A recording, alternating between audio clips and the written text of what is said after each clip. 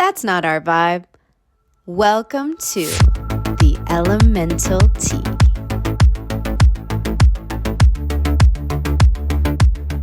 Hey everyone, and welcome to the very first episode of the Elemental Tea.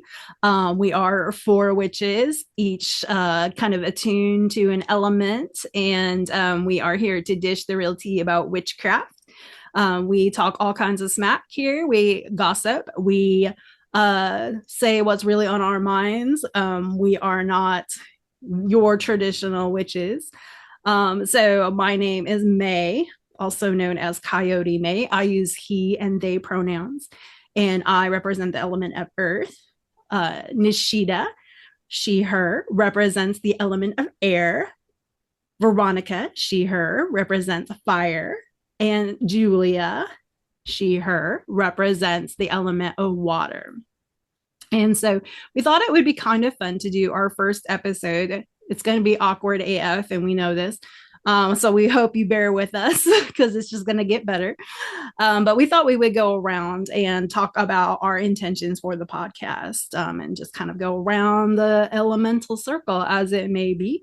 So I, representing Earth, I think for me, and this may be like an odd one for Earth, but I really love teaching about Earth or about Earth. I love teaching about Earth too, but I love teaching about witchcraft and especially like sovereignty with it within witchcraft because I've been doing this for a really long time, and I've been doing this mostly solitary.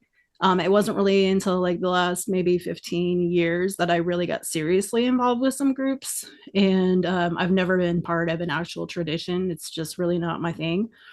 Um, but that being said, like I have a lot of experience and I learned a lot of rules in order to break them. So I think for me, it's just kind of that coming from that place of empowerment. I do think building foundations is really important. So hopefully we'll get some of that in there too. But I just want to tell everybody that witchcraft is for you. And to me, I think like that's the biggest thing I want everyone to know when they listen to us. Love that. Well, for me, so hello everyone. I am Nishita and represent the element of air, as May said. For me, so I have been pretty much dancing and doing movement my whole life. And a lot of airy things kind of just came up in my life recently. And so it was just something that I thought would be really cool to kind of lean into. And actually, Veronica did my chart for me, and I have like no air in my chart, but I just relate to it so much, especially in the recent years. Um, I am also a death doula, and I work a lot with mindfulness practices and breath work and everything. So that's really important to me, to really kind of help everyone be embodied and find those ways, whatever works for them, to have those mindful practices. So I really love that healing aspect of helping others. And I think for the podcast, I really just want kind of similar to what May was saying, just have the information be accessible to people and everyone feel included and like it's something that if they're interested in that it's there and it's available and it's okay to do it in whatever way that you want to and however you want your practice. So I think that's a very like swifty like kind of way with the like element of air to just like you can do it, like we can all do it. So I think that's my goals for kind of putting everything out for everybody with the podcast. I love that. Thank you for sharing, Nishita and May. Hello, everyone. I'm Veronica, and I represent the element of fire. Um, my journey with fire has been um, transformative, to say the least. I'm on the opposite end of Nishita in that I have more fire in my chart, but it is actually a part of myself and an element that I've always had a lot of struggle with embracing. And I think a lot of that comes from shame, right? Of expressing that fiery part of myself, just the way that I grew up and such. And so I think my entire life has been about, finding my strength, my inner strength to be perceived as a fiery person and as someone who is really meant to be seen. And that's really uncomfortable for me. I'm an Aquarius moon and a Capricorn sun. So, my whole body is like, no, no, no, no, don't look at me. But I think my entire journey is to be perceived. It's like I'm learning lessons through my own actions every day, and that is meant to be shared. And it is meant to be shared in community. And I'm learning through other people too when I share, when I make a mistake. How can I pick myself up and learn from that. And that's really hard when you're like on the stage for, everyone to kind of judge you. And so I think being the flame, being the fire, my intentions with this podcast is very similar to May and Nishita, in that I really think I want this podcast to be something that I could have used in the beginning of my witch journey. It was like, there is amazing podcasts out there that give you a lot of information that really, I think, cultivate a sense of personal practice, but they kind of tell you how to do things rather than how to empower you to do the things that speak to you. And so I think, wrapping that into the element, my hope is that I can empower you and help you to find a sense of sovereignty, to be your own guide, to be your own high priestess, right? We are really evolving away from the idea of a guru and the idea of hierarchy. It's really about the collective, and each of us has something to offer our community. And I hope that I can help people find their gifts and their talent and that sense of spirit, that fire that exists within all of us through things like astrology and tarot. I'm an astrologer, if you haven't gotten that yet.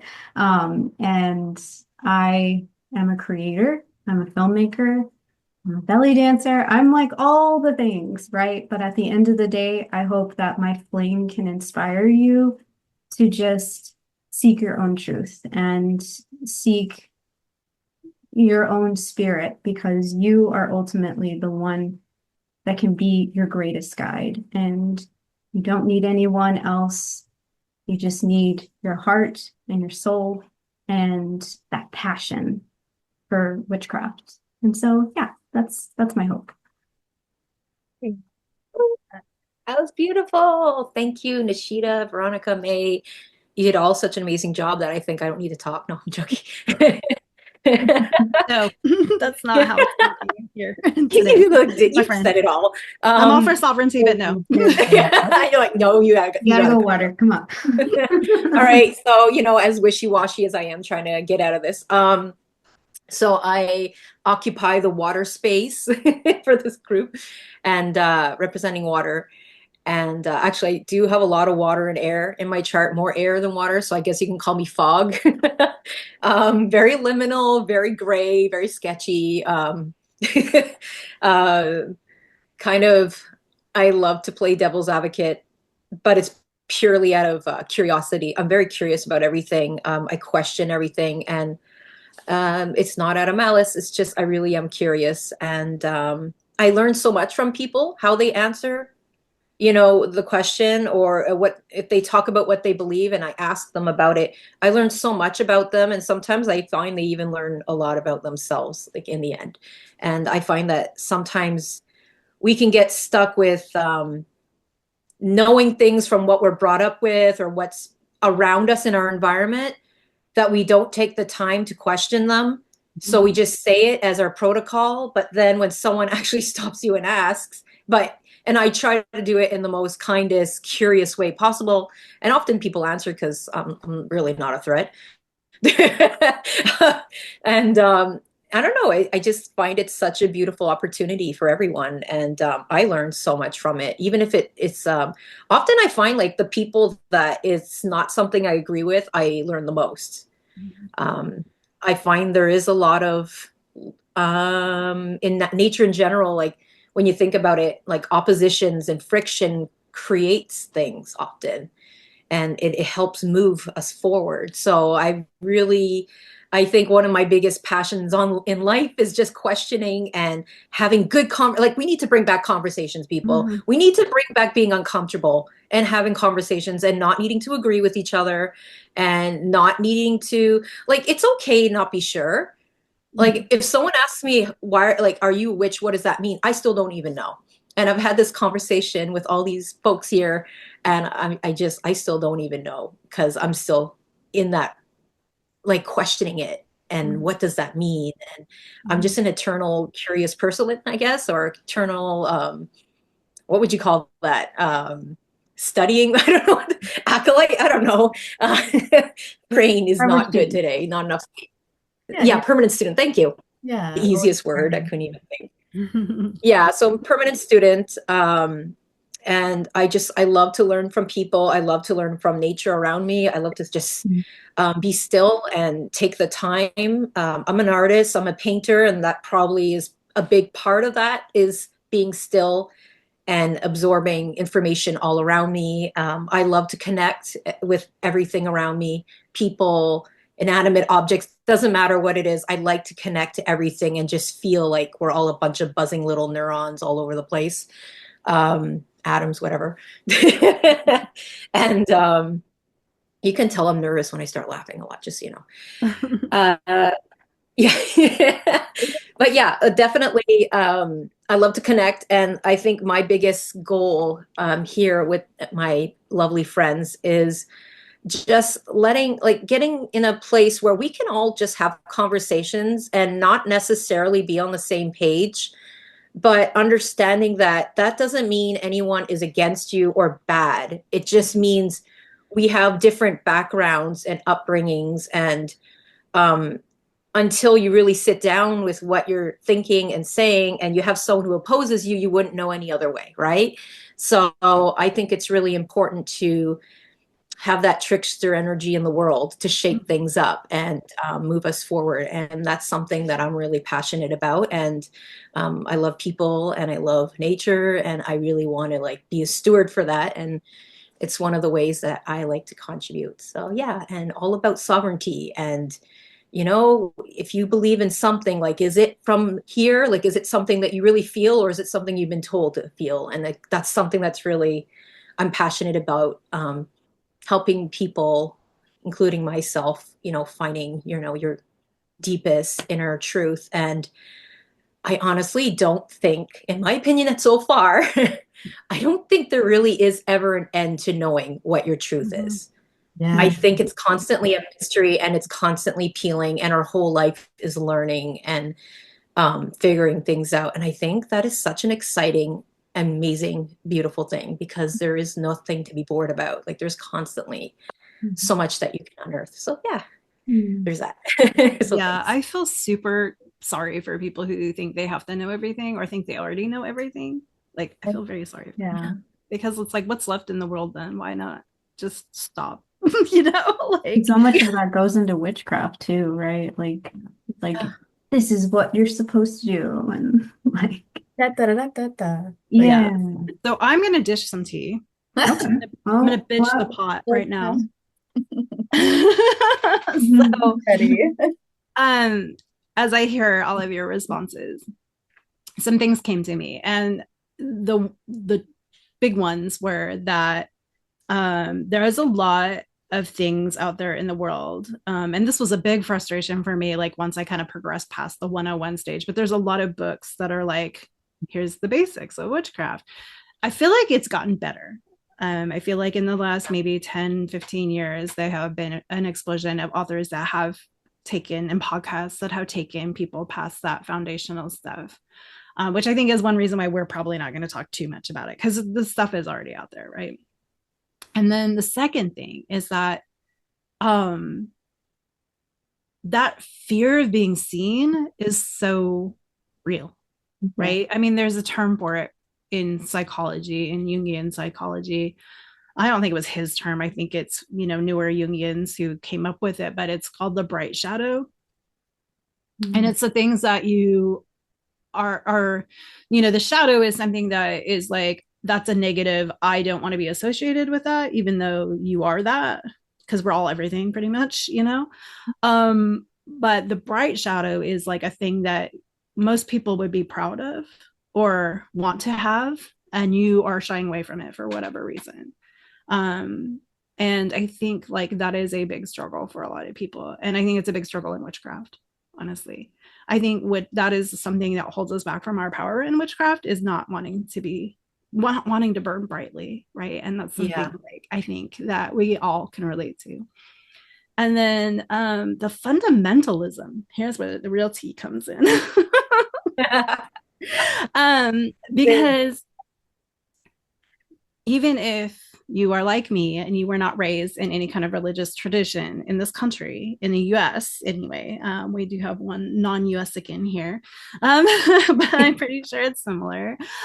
In the US anyway, our culture is so steeped in Christianity that you can't really escape it. And I think that people carry this idea of there being one true way to do something, or I should only listen to these people, or I should only do these certain things. And I think like that's where people do kind of look for, like, Veronica, you said like the guru, or Julia, how you said like people just rotely respond like, yes, of course, this is how you do it. And I even ran into this like in relationships too, where it's like, you're talking to somebody and they're like, well, isn't that the way it's supposed to be done? That's just common sense. I'm like, that's common sense from your family and your culture, not from mine. Like, we are two different people. So I think we're going to totally explore all of these topics in this podcast, and I love it. I'm here for it. So I love that we all brought these things up, because we did not script any of this. We did not talk about this beforehand. This was like, what are our intentions? And we kind of at least me, I came up with mine on the spot. So I love it. Yeah. It's super. So on that note, I think we're going to like do, instead of us even like going around and like introducing ourselves and talking about our witchcraft journey and yada yada, we decided that we're going to ask each other questions. And so I'm going to go ahead and start with my question. There are some follow-ups, but I think we'll cover it. I don't think I'll have to ask this follow-up specifically, but so my question for you all is, if you call yourself a witch, does your family know?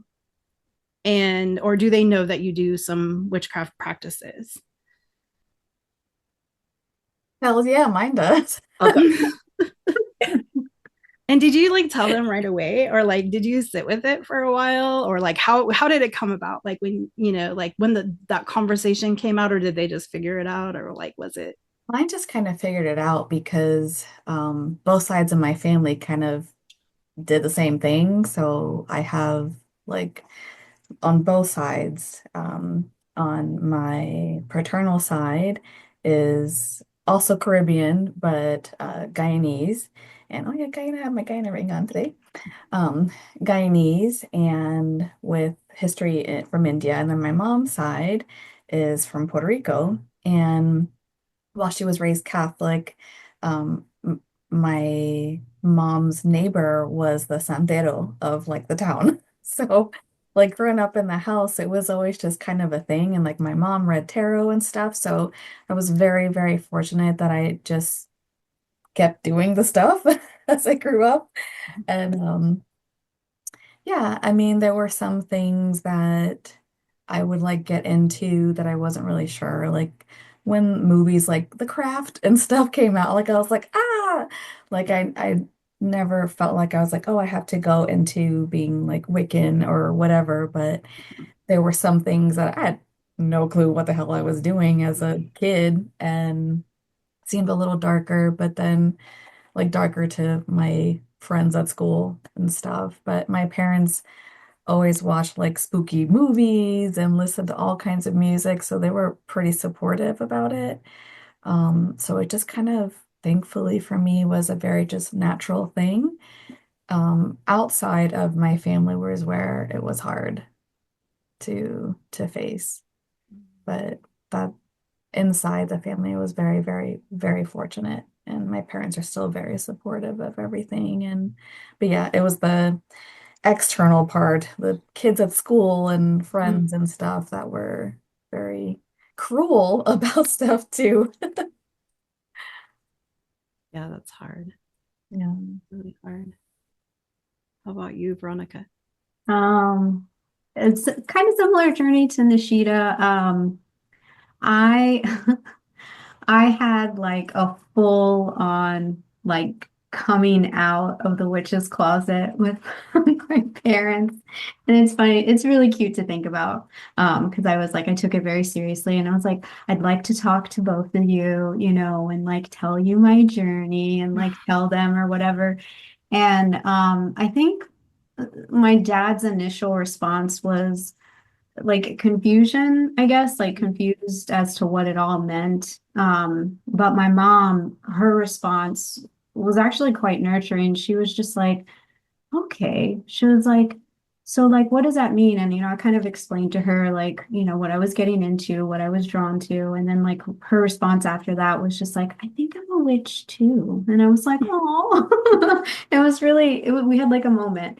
And my mom and I have always connected in that way spiritually, thankfully, we have issues, but like I think she really did a good job of cultivating that witchiness inside of me. My mom grew up super Catholic, and my dad was a preacher's son in the Baptist faith. And then when they had us, they just had really bad experiences with religion, so they didn't want to raise us in religion. So I also didn't, get raised in religion. I went to church every once in a while with my grandparents, but it always felt so foreign to me. Mhm. Um, and so my mom was always really focused on building like spirituality. So she'd take me to like indigenous shops or crystal shops, witchy shops. And, I grew up on horror films and folklore and scary stories and like, all these really fun things, especially in like the Mexican tradition.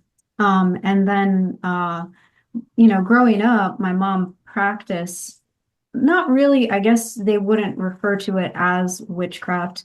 Some would, depending on the practitioner, but my mom, my grandma, my great grandma all practice curanderismo, which is a Mexican indigenous folk practice. And it's very witchy, argumentatively.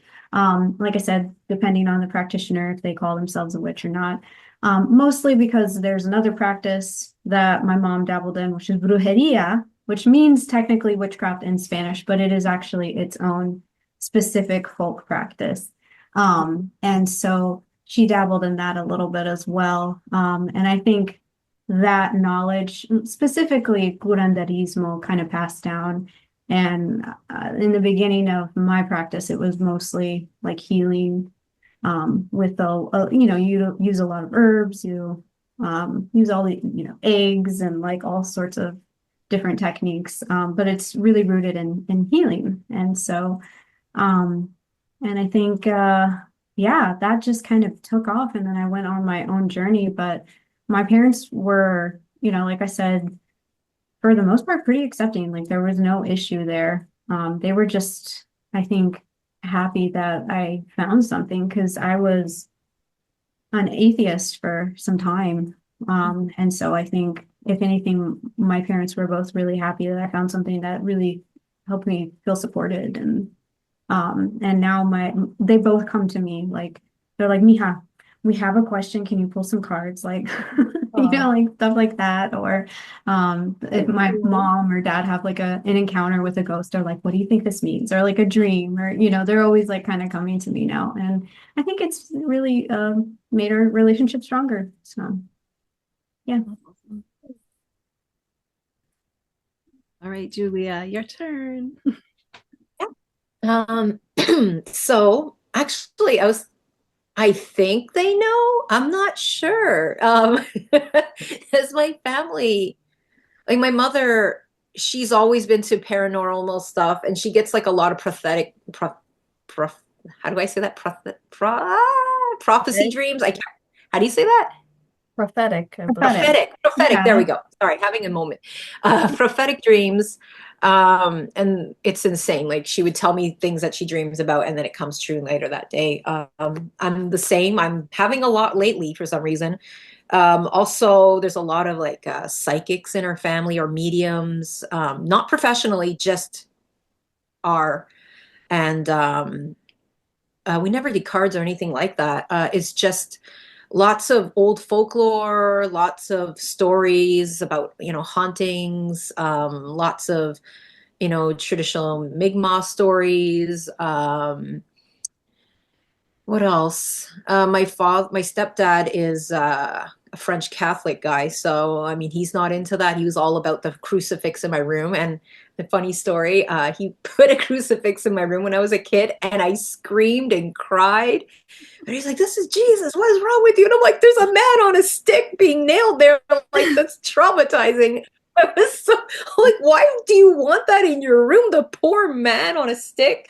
Anyways, well, when I went to church, sorry for anyone who's religious, I did not mean to offend you, but I mean, poor kid. But Mhm. yeah, I just felt bad. I was like, whoever that is, I really feel bad that everyone's like walking around showing you off, suffering. I don't know. I just thought that was wrong as a child, as a young Mhm. child, and I don't know. It was painful to look at it. But yeah, I went to church with my dad on Sundays with my mom, and I don't think she was really into it, but she just did it out of being nice. But sure enough, I mean, that's not her jam. I don't know. I don't know. My mom's a mystery, which I love. I love the fact that she's a mystery. I don't know where she stands on that, but she does believe that there's something more out there, just maybe not sure what, right? And so she's just very open. And I'm grateful for that because I got to see different perspectives, like more of a dogmatic tradition versus like a very, open and exploring and like lots of oral history, which I love. I love storytelling.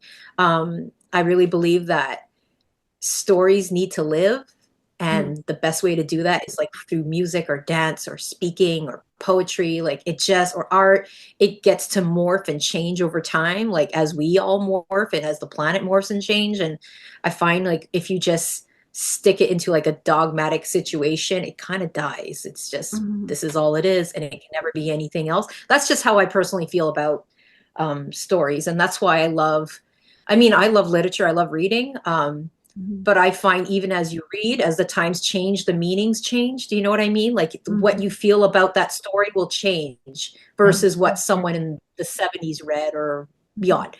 So, and so, yeah, that's a good question. I don't know. I think they know because I've always been a very witchy person. And I know that I was always into cards, and my mother and I would talk about how we like connect with animals like as allies, and we could sense like what weather was coming in advance, like just by knowing, from like traditional things, like how the leaves are and everything. And what else?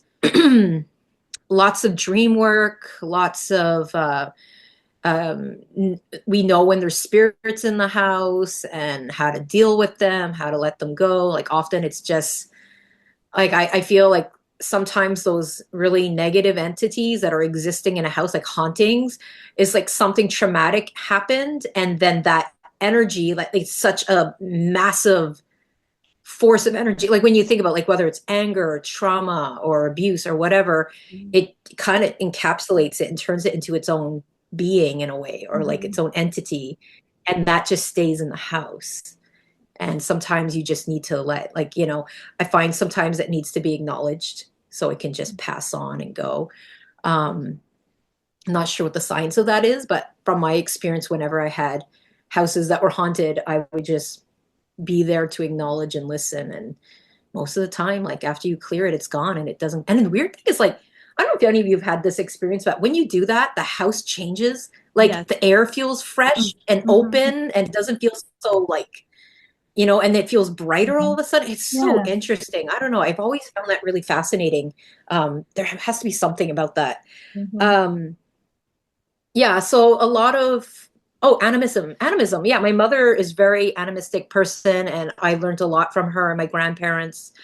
Um, so yeah, in that sense, yeah, I guess, yeah, we were witchy because we were animists. I guess, yeah, that would put that into that category. And then high school.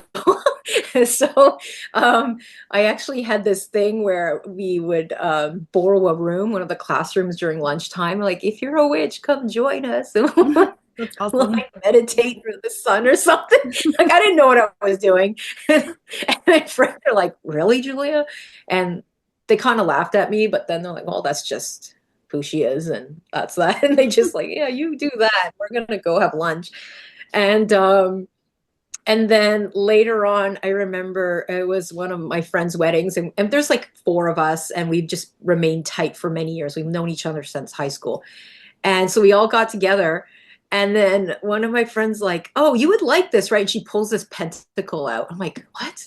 And she's like, you're a witch, right? I'm like, huh? How did you know? And she's like, oh, you posted something that was really, I found out it's like a very witchy thing. And I didn't realize that that got seen by everyone. I thought it was on another account. I'm like, oh, well, there we go. I let What's out now? I let that out and didn't even know it. So I'm like, yeah, I guess now, like, it wasn't intentional for them to learn that, and it was such a weird way to have people. Mhm. And then they were all kind of making fun of me at first, and then they're like, yeah, that's cool, and they were all good about it. So I'm lucky that I had friends that didn't really make fun of me, and people probably made fun of me in high school, but I'm so oblivious. Like, I just don't care. Like Mhm.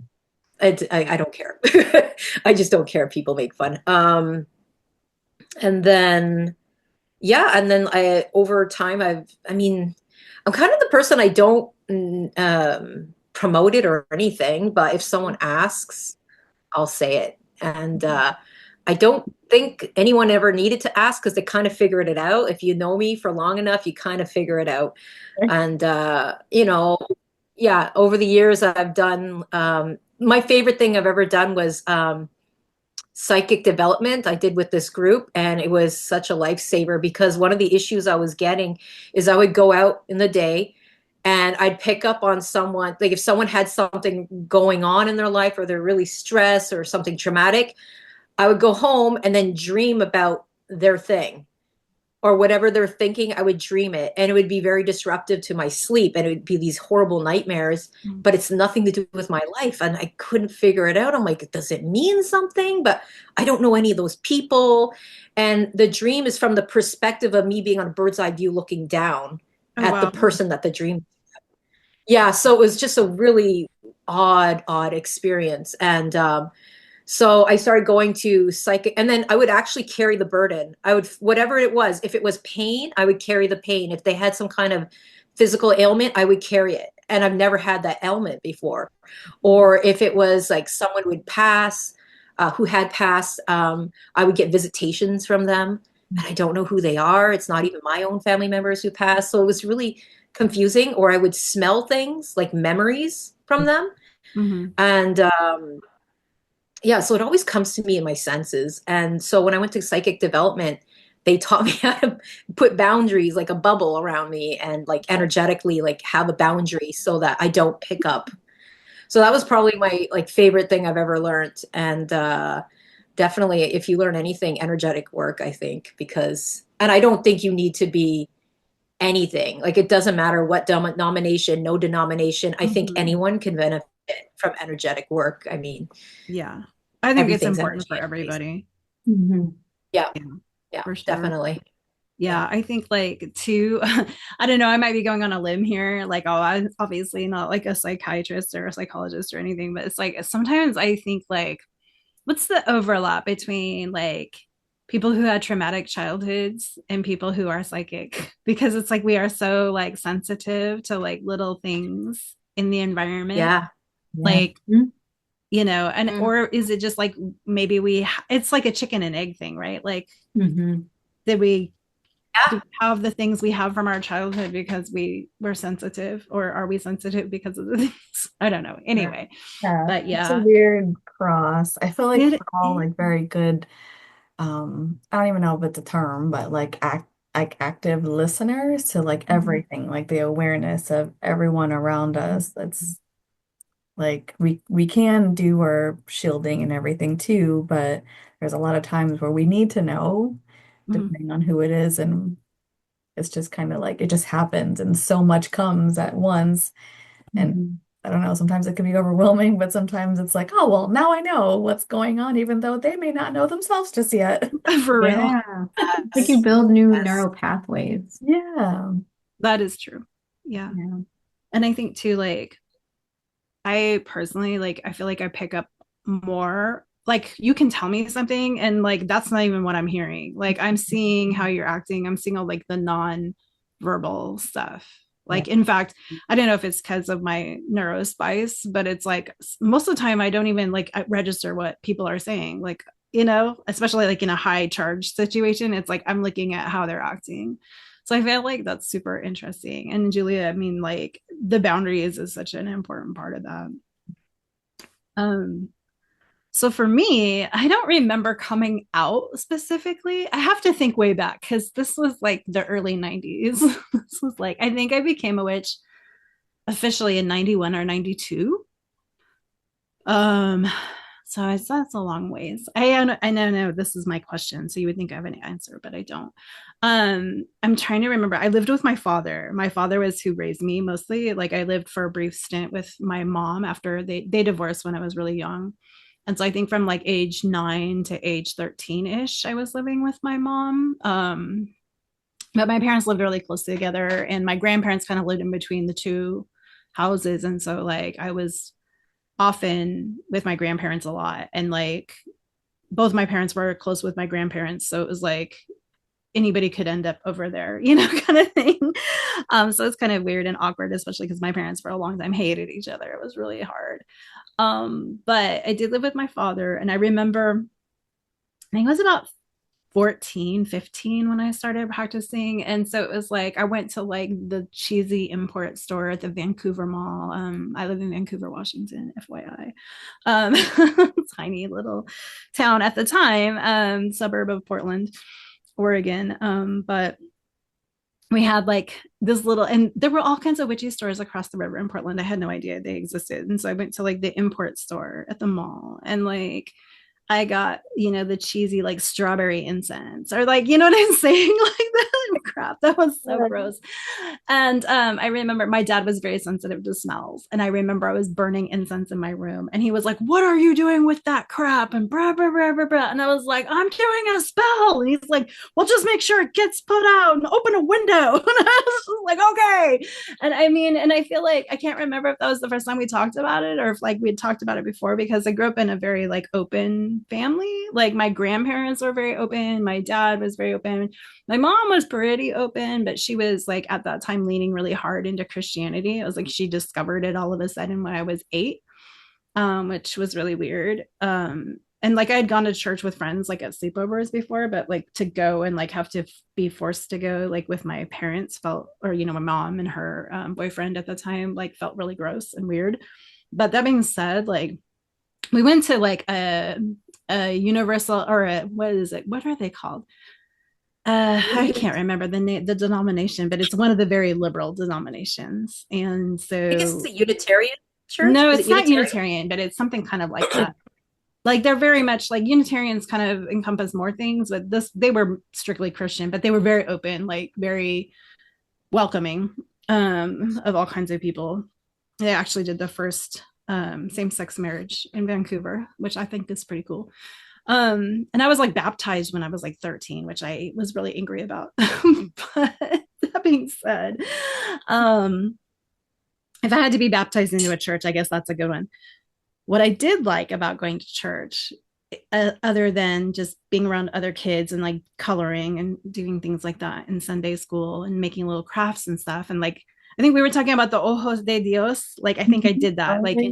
in like a vacation Bible school or something I went to with a friend. But I really loved things like that church we did communion, not like the Catholics do, but we'd had like the juice and the cookie or cracker or whatever, and things like that. And I don't think we did it every time, but I think we did it on special occasions kind of thing, if I remember correctly. And then they had this thing in the summer called the agape ceremony. And so it was like this whole thing. We had grapes, we had juice, we had, and it was just like, and I remember loving that the best because we were outside when we did it.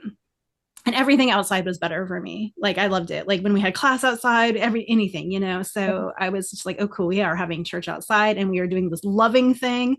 And this is so fucking cool. And, so it was like the things I loved about church. I did not understand Christianity at all. Like, but I loved the magic in the ceremonies.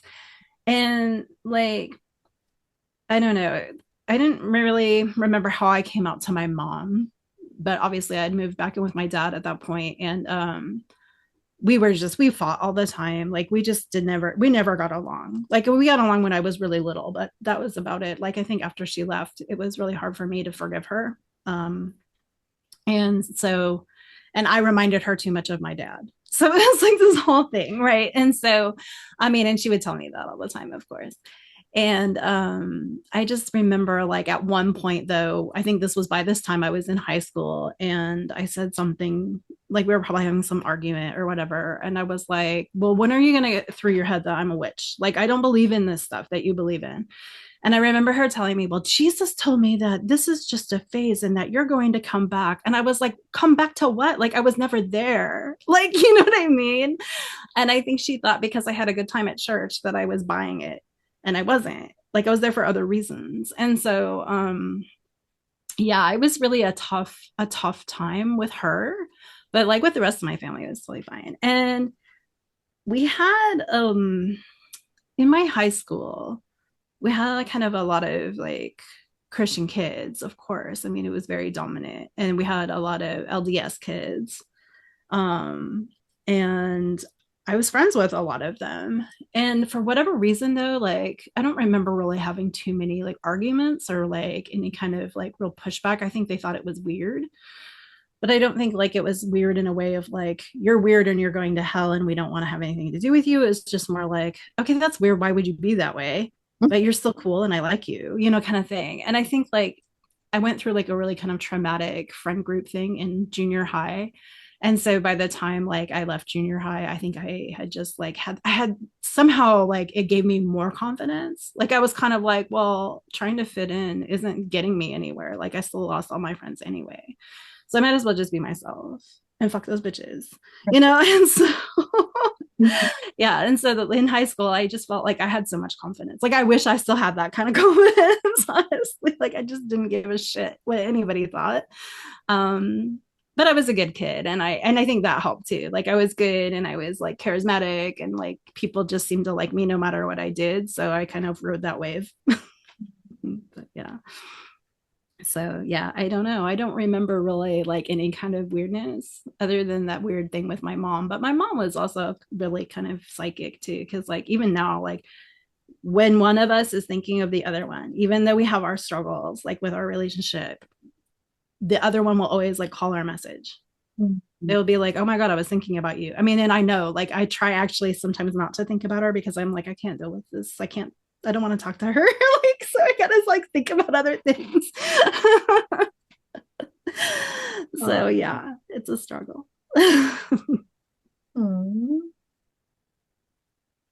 Yeah, it's definitely a huge thing.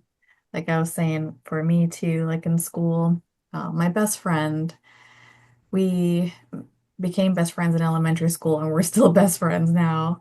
Um, she also was like super into the stuff with me too, and we used to do things like in the playground with like dirt and sticks and stuff like that. And so I was very thankful to have her while I was at school also, all the way through high school and everything. So um, shout out to Susie, I love you. And but yeah, there definitely were some. I had a lot of going to hell comments and stuff in school too. And some of the times, because I was raised Hindu, I was just like, what are you talking about? Like, I was the same similar thing. I was just like, what is this place that you're talking about? So it didn't always like hit me when I was really little, like in elementary and middle school. Um, and Just to then, say hell. yeah, what is this? Window. Sounds kind of fun. No, just kidding. But yeah, so yeah, it's just life and childhood and stuff growing up is interesting for everybody, I think. Well, let me grab my question. Okay, so question from me is what is something stereotypically dark in your magical practice that you feel completely comfortable embracing? And dark doesn't have to mean like black, white magic, just something that maybe, like I said, stereotypically seems dark that you're like, I can get with this. Mhm.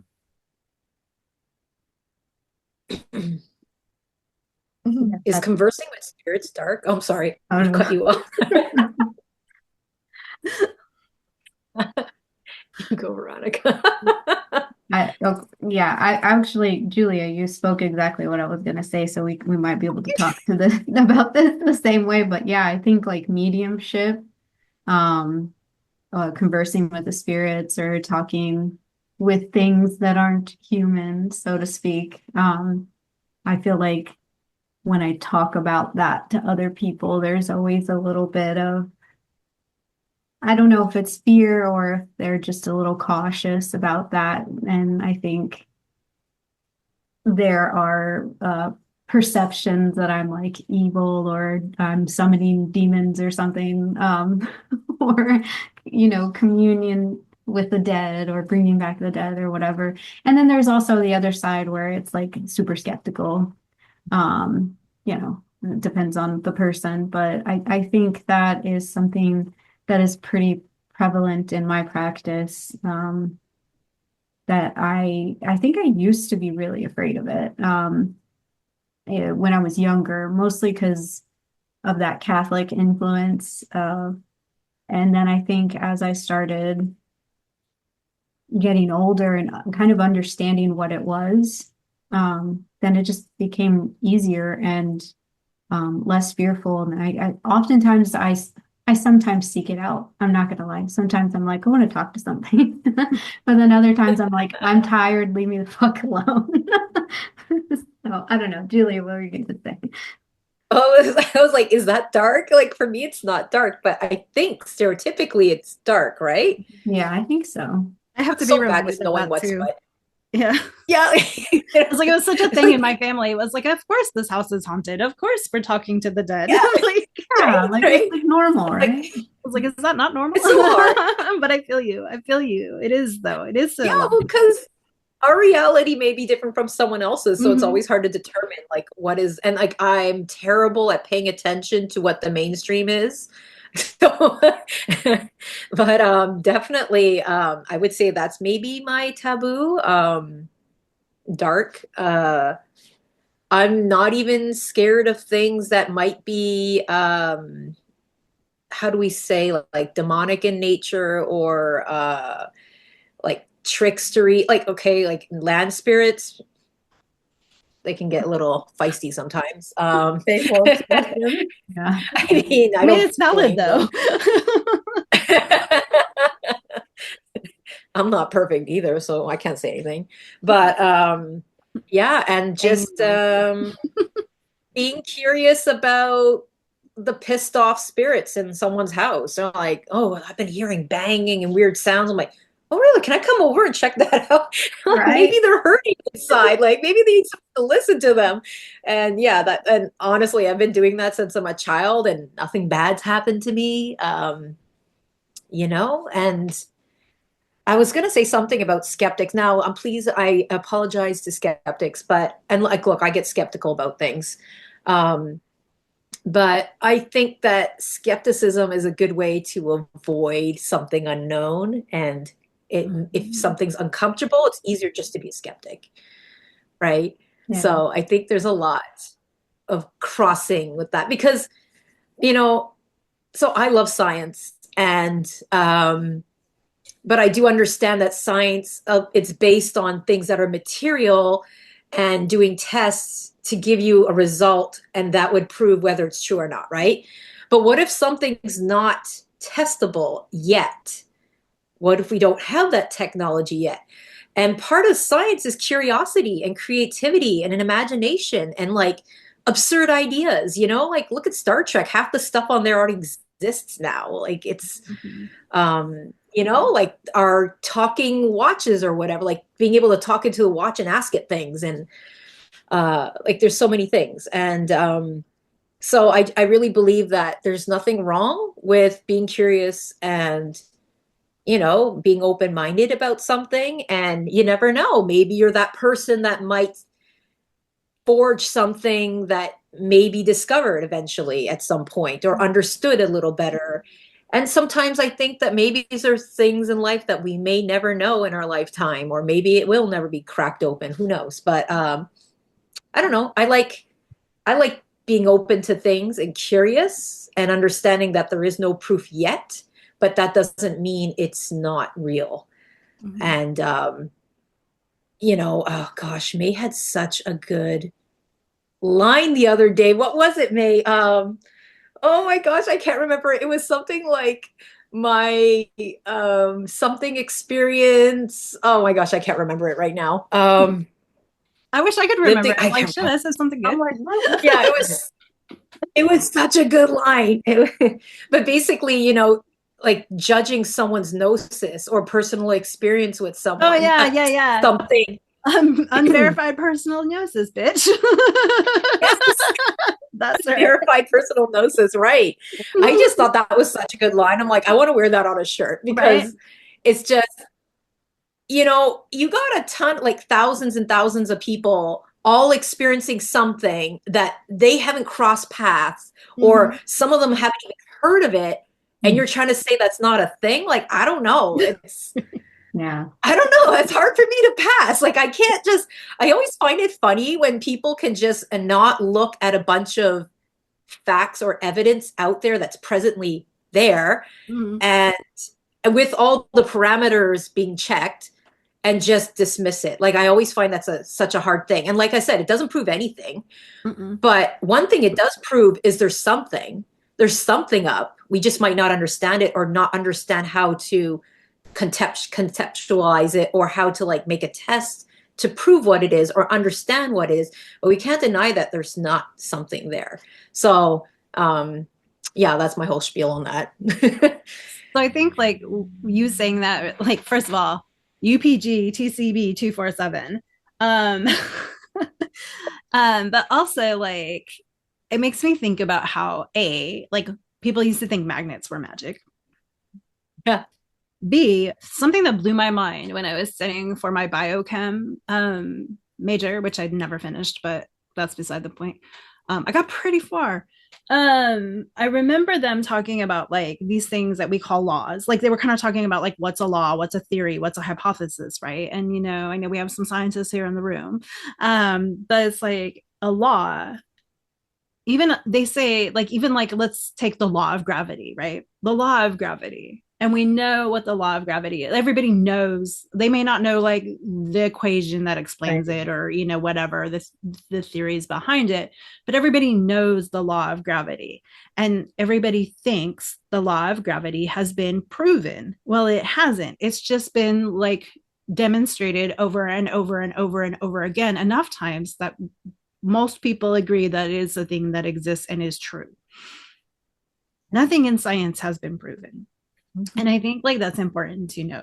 I also though want to come back to the unverified personal gnosis, because there are people that we have had dealings with, both in books and otherwise, who speak about their UPG as if it's a universal truth. And that is some shit I hate. Like I am for the UPG all day long. Like you can tell me that you had this experience with that spirit or this deity or that rock or this herb, and I'm going to say, cool, do what works for you. But when you start talking about it, like and this is true for everybody. It's like, that's where I'm going to say, is it though?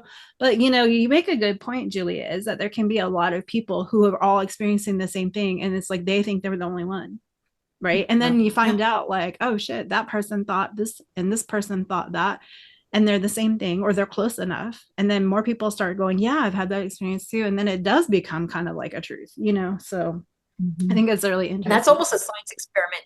So that's a science experiment on its own that happened many, many times over, right? Mm-hmm. Yeah, I mean, then that's what I mean. Science is really just like, can we reproduce this? Like we saw this thing, or we had this experience, can we make it happen again? Right. And if we add this extra condition, does that change it? And that's really the whole body of science is based on fuck around and find out. Yeah. I mean, it really is. Yeah. And so I think I kind of approach witchcraft that same way. And the more I studied science, like the more freedom I felt to do that. And like Julia, you were saying like how you want to be curious about things. And I feel like that's really how I approach my witchcraft. Like at first I was very much into doing things by the book, which I think is totally normal and even, dare I say, proper when you're brand new, right? Because you need to kind of have some kind of guidance and structure.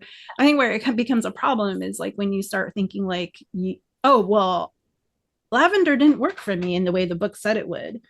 But it does do this other thing. Am I a bad witch? No. Yeah. Like the spirit of lavender just doesn't work that way for you. Right. Like Julia, I'm an animist all day long. And so to me, it's like everything is a spirit. And it's like, maybe you pissed off the spirit of lavender that day. Or maybe that's just how you and lavender relate. Like, who knows? So yeah, I think that's very important. For me, my dark thing, I think I kind of have two, and they kind of go hand in hand, is that I work with blood all the time. In fact, like I had a vial of blood around my neck that I took off before I took a shower to come here and record this, because I was like, oh, I can't forget about this, and wear it in the shower. But I work with blood a lot, and I also am not afraid to hex a mofo.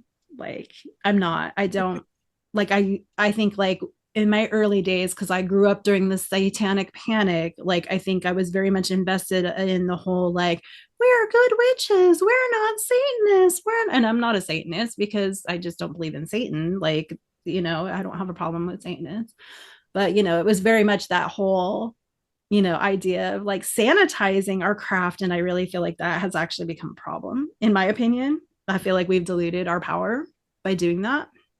And so yeah, I definitely I threw that like little rule of 3 right out the window, and I just was like, you know what, that motherfucker deserves to fuck around. I mean, they fucked around and found out. I'm sorry, I'm cussing a lot. I hope I don't ruin our algorithm, but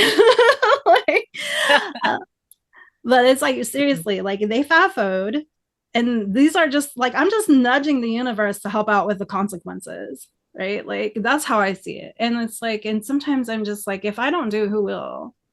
Right. And honestly, like maybe it's my Mars and Cancer, but like I am just like, when I do get fired up, and it's like my emotions power my spells like 100%. I mean, even like when I'm in a good mood, it's all like, oh, I feel happy, I'm gonna do a spell for this happy thing, and oh, I'm pissed, I'm gonna do a spell for this I'm pissed off thing. And honestly, like I build power in other ways too, but if it's there, I'm working with it. And I know there are a lot of people who are like, oh my God, you can't do that. Oh, that's going to bounce back on you, and it's like, honestly, like I have a pretty good life, I do. And, the current political climate notwithstanding, but, like in all honesty, like I've had a lot of struggles in my life, but it's like, you know what, I always land face up. And and I think it is because despite the fact that I do this quote unquote dark thing, it's like I have a right relationship with the universe, right? I respect the spirits that I work with. I build alliances with those spirits and deities, and to me, it's not like a one-sided relationship, like I'm not the best at like daily devotions, and I'm not the best at like making offerings and things like that. Like my partner, he is so good at that. He makes offerings all day long. Like he's really good at that with his with his deities. But like with me, it's just like it's more of like I build a relationship, like a friendship. It's not like a transactional thing. And I don't think his is transactional either, or a lot of people's are, but some people's are transactional. It's like, I'm going to make this offering to you, or I'm going to pledge myself to the Morrigan for 3 years if I can get this thing, or whatever it is. And I'm like, that's not to me. I mean, like, do what you want to do. And if it works for you, cool. But for me, like, that's not how I want to be with the universe or with any, powers or spirits. It's like, I want more of a like, hey, friend, I haven't talked to you in a while. And yeah, I kind of only come around when I need something, but at the same time, like, can you help me out?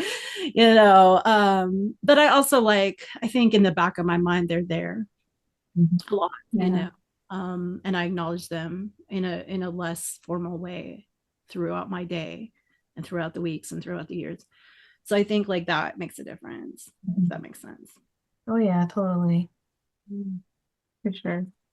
I liked what you said about curses and hexes too, because I think magic is really a form of resistance, and a lot of people who are the minority or fall into groups that have been persecuted in some way. Magic was our form of resistance, and hexes are fucking okay. You're not gonna get cursed. It's okay. And I'm proud to say that my very first spell was hex. And I'll never forget it. Yes. So yeah. That's like if you poke at an animal enough, it's gonna bite you. Yeah. Right? That's Like in true. nature, you do anything shitty, what do you think it's not gonna like, oh, it's okay. No, it's not gonna do that. It's gonna like pollute the planet, and you're not gonna have water and air and whatever. Like there's consequences to your actions Right. all the time. Whether you're hexing, not hexing, being a shitty person, like there's consequences. It's just what it is. And I like what you said, May. You just balanced out, like that person was a dick and you balanced out the scale, right? So I don't know. I just see it as like, if someone wants to be an asshole, I don't think it's okay that they can just continue being like that and not suffer a consequence. It's just Right. they need to learn. You just gotta come correct is all I'm saying. Yeah. And like Yeah. me, y'all know me, but our audience does not know me. Like I am a very chill person until I'm not. Like that's the thing. Like I'm very accepting. I will make excuses for people all day long. And then it's like, okay, you crossed the line and now I'm done. Yeah. And I think like that's where I get that, like, I'm done. And now I'm done. And now you're done. Right. Because I said I'm done. Mm-hmm. Mm-hmm. And I like when you were saying that energy will bounce back. I'm like, yeah, I will benefit from this. So my life will be great without that motherfucker in it. Exactly. There's the bounce back. Y'all, I told myself I was not going to drop the F-bomb, and I've done it like 7 times. Totally fine. It's okay. It's a safe zone. Yeah, for sure. All right. So I guess we'll move on to my question. I'm so excited. All right.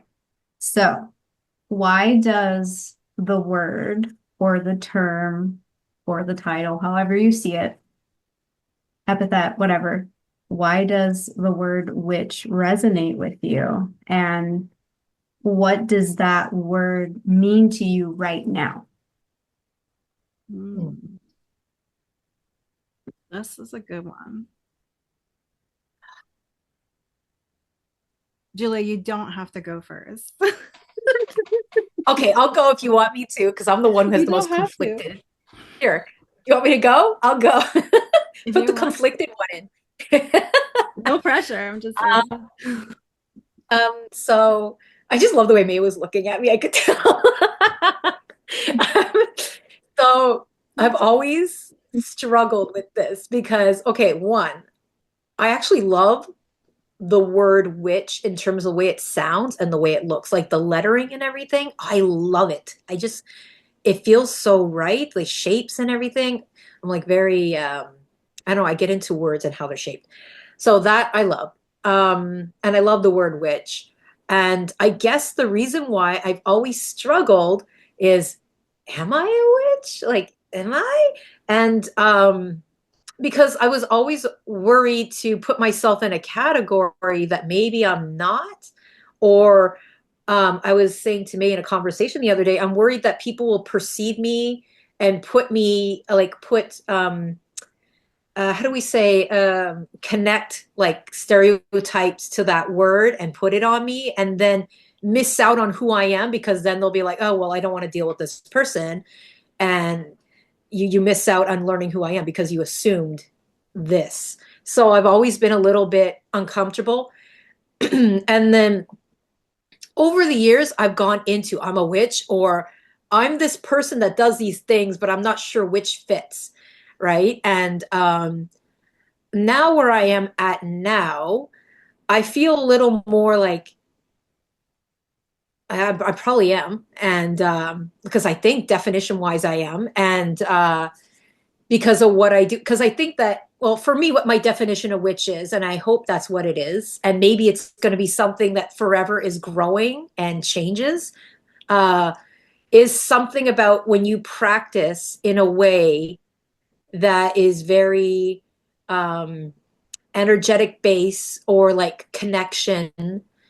And it's a lot of mind, it's a lot of connecting to the energy around you, a lot of connecting to the present, having awareness, having self-awareness. I think sovereignty is a big part of it. For me, sovereignty and boundaries is such a huge part of witchcraft. It's like, what will you tolerate? What won't you tolerate? What will you do about the things that are like crossing over your boundaries? Being who you are. I also think it's something like, you hear the term the crooked path. It's a term for a reason, right? Like you're not doing the conventional. You're not following the conventional, and you're a little more open-minded about the world. and like, okay, I don't want to be too specific because I don't want to start making boxes, right? So I'm trying to be careful how I make this definition. And so I kind of feel like it's that. And in a way, I think this is something personal, like for my own definition. I feel like witchcraft is almost like a form of activism in a sense, for me right now in my life, because it's the radical self-acceptance, self-love, um, to be, and by doing that, you give yourself full sovereignty. You're not going to let other people's opinions or like what you should be affect you, because you're going to do your life your way. And, um, I've heard many definitions of which, like the etymology, and I think one of the ones was like bending, and I think wise was another one. And I like those words, because wise meaning, you're always studying, you're always curious, you're always taking information. And that's the part of the sovereignty part, right? Like not letting like preconceived notions stop you for looking into something, and having an open mind, and like discerning whether it's something that you agree with or not. And oh, I love the word discerning witch. Like to me, that's such a powerful word, because it's like, you don't need to let like societal norms dictate what you think is okay or not okay. And when you hear information, just not taking it, like just only taking it at face value and kind of looking more deeper into it. I think that's so important. And I feel why, to me, witchcraft is an act of activism, is because it's accepting that you can look into things deeper, take your time. You don't need to answer questions right away unless it's like life or death. But other than that, you don't have to act on anything right away. You have the right to take your time on how you feel about something, even like how you feel about being called a witch, or taking that term for yourself. And what you feel witchcraft is for you, and how that's going to play out for you. And how your relationship with other people in the world around you is going to be, and setting those boundaries. So I think for me, that's how I feel about it now. Like I feel much more comfortable with that word, because I'm eliminating all those what I thought was preconceived notions about what witchcraft would be. And it's ultimately, it's pure freedom. And with that freedom, though, I believe you have to have discernment and like do your research, like listen to people, right? Like we need to listen. And maybe someone you don't agree, but what have they been through in their life that's gotten them there? And look, trust me, I'm a person, like there's just people I don't like, regardless of what they've been through. But most of the time, though, I can name a couple, but I'm not going to say. But most of the time, um, I like to give people a chance because I'm curious, like, how did you come to this place right now where you're at? And I think there's nothing more satisfying to me. Like, it personally just fills my heart when I see people have like aha moments about what they're saying and how it doesn't connect to who they are and how they can actually have the power to be who they want to be and connect with what they want to believe or what feels true to them, right? Like that is so powerful. And so that's why now for me, I've come to a better place with that word. And I just feel like, yeah, it's like an act of sovereignty. And I think it's something that everyone can gift everybody else. Like just being yourself is a gift to other people because they realize they can do it too. Yeah, that is so powerful. There was a book I read actually by Toko Turner called Belonging, and she said something like that, where it was like, yeah, being your authentic self. I wish I had the quote with me. I wish I could just remember quotes really well, but it was something like, being your authentic self makes it safe for other people to be authentic. And I really tried to live by that even before I ever read that book, because again, that experience in junior high really changed me, and it just made me again realize, like, there's no safety in pretending, there's no safety in conforming, so I might as well be who I am. And I wish I could say, like, I didn't give a shit what people thought ever. Obviously, like, you're a person who's trying to work within society, you're going to care because that's what makes you a functioning human, right? But yeah, I think it's really important to recognize that you being yourself helps other people as well as yourself, obviously. Yeah. It's so funny that you bring all that up because it makes me think of this training that I did for my union. It was a couple of years ago.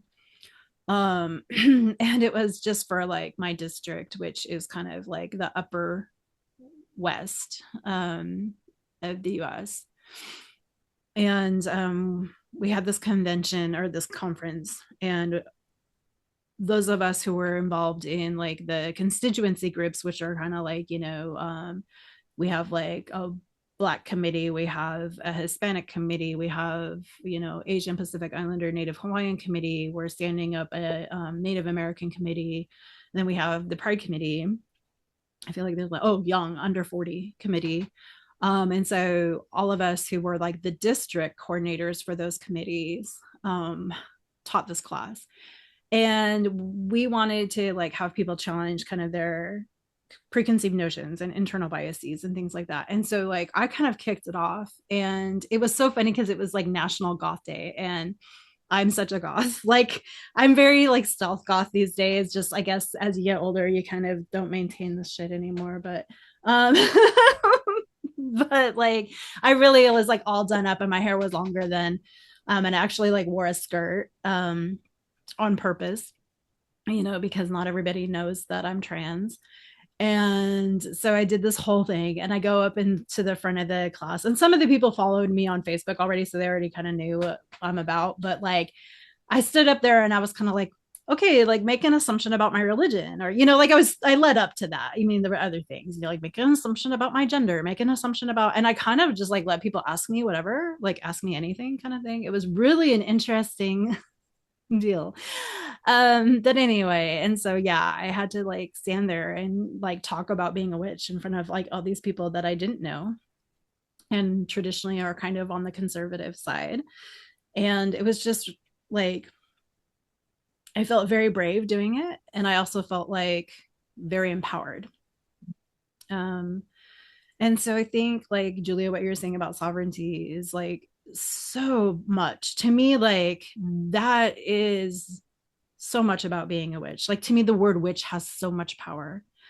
And it does, it's an archetype, right? It has so much power. We have this collective unconscious idea about what a witch is. Whether all of those things are true about us individual witches or not, they're there in the collective unconscious, whether we want them to be or not. And so to me, like, being a witch means like holding your power, embracing your power, accepting your power. And that is hard to do sometimes. Sometimes it is easier to be powerless.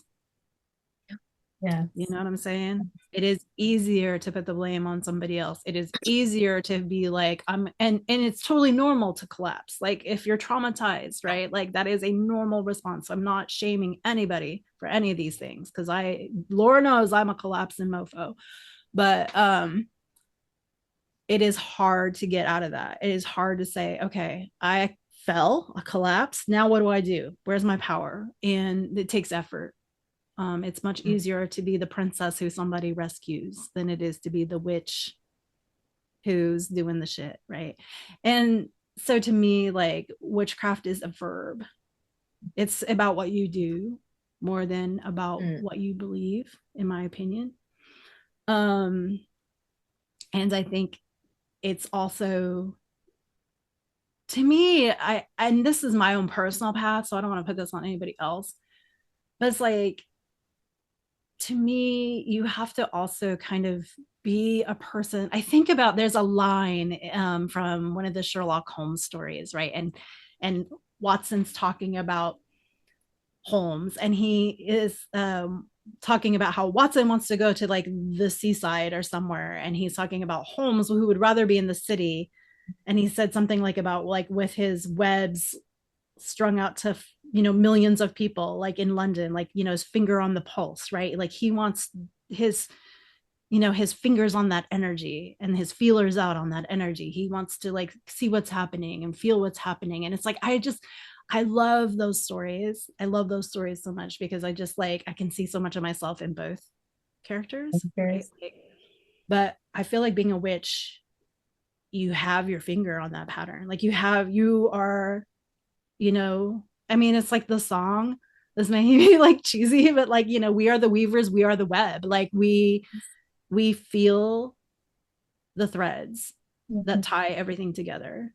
And we may not be able to see the pattern, but we have our feelers out on that pattern, and we can boop the pattern. I call it boop the pattern with our magic, right?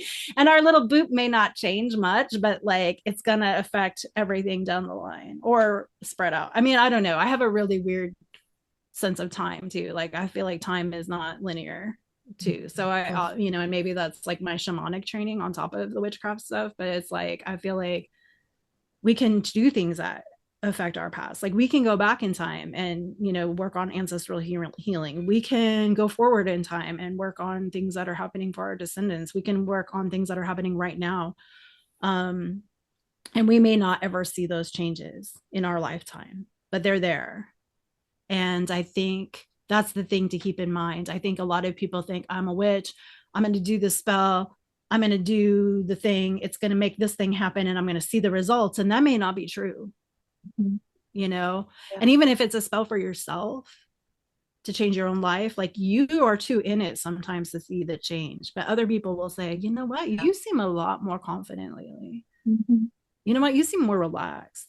Going back to what Julia was saying about the house thing, right? So like, my first two marriages were not very good. They were pretty traumatic, pretty abusive. And I remember my sister, who lives about 3.5 hours north of me, so doesn't come here very often.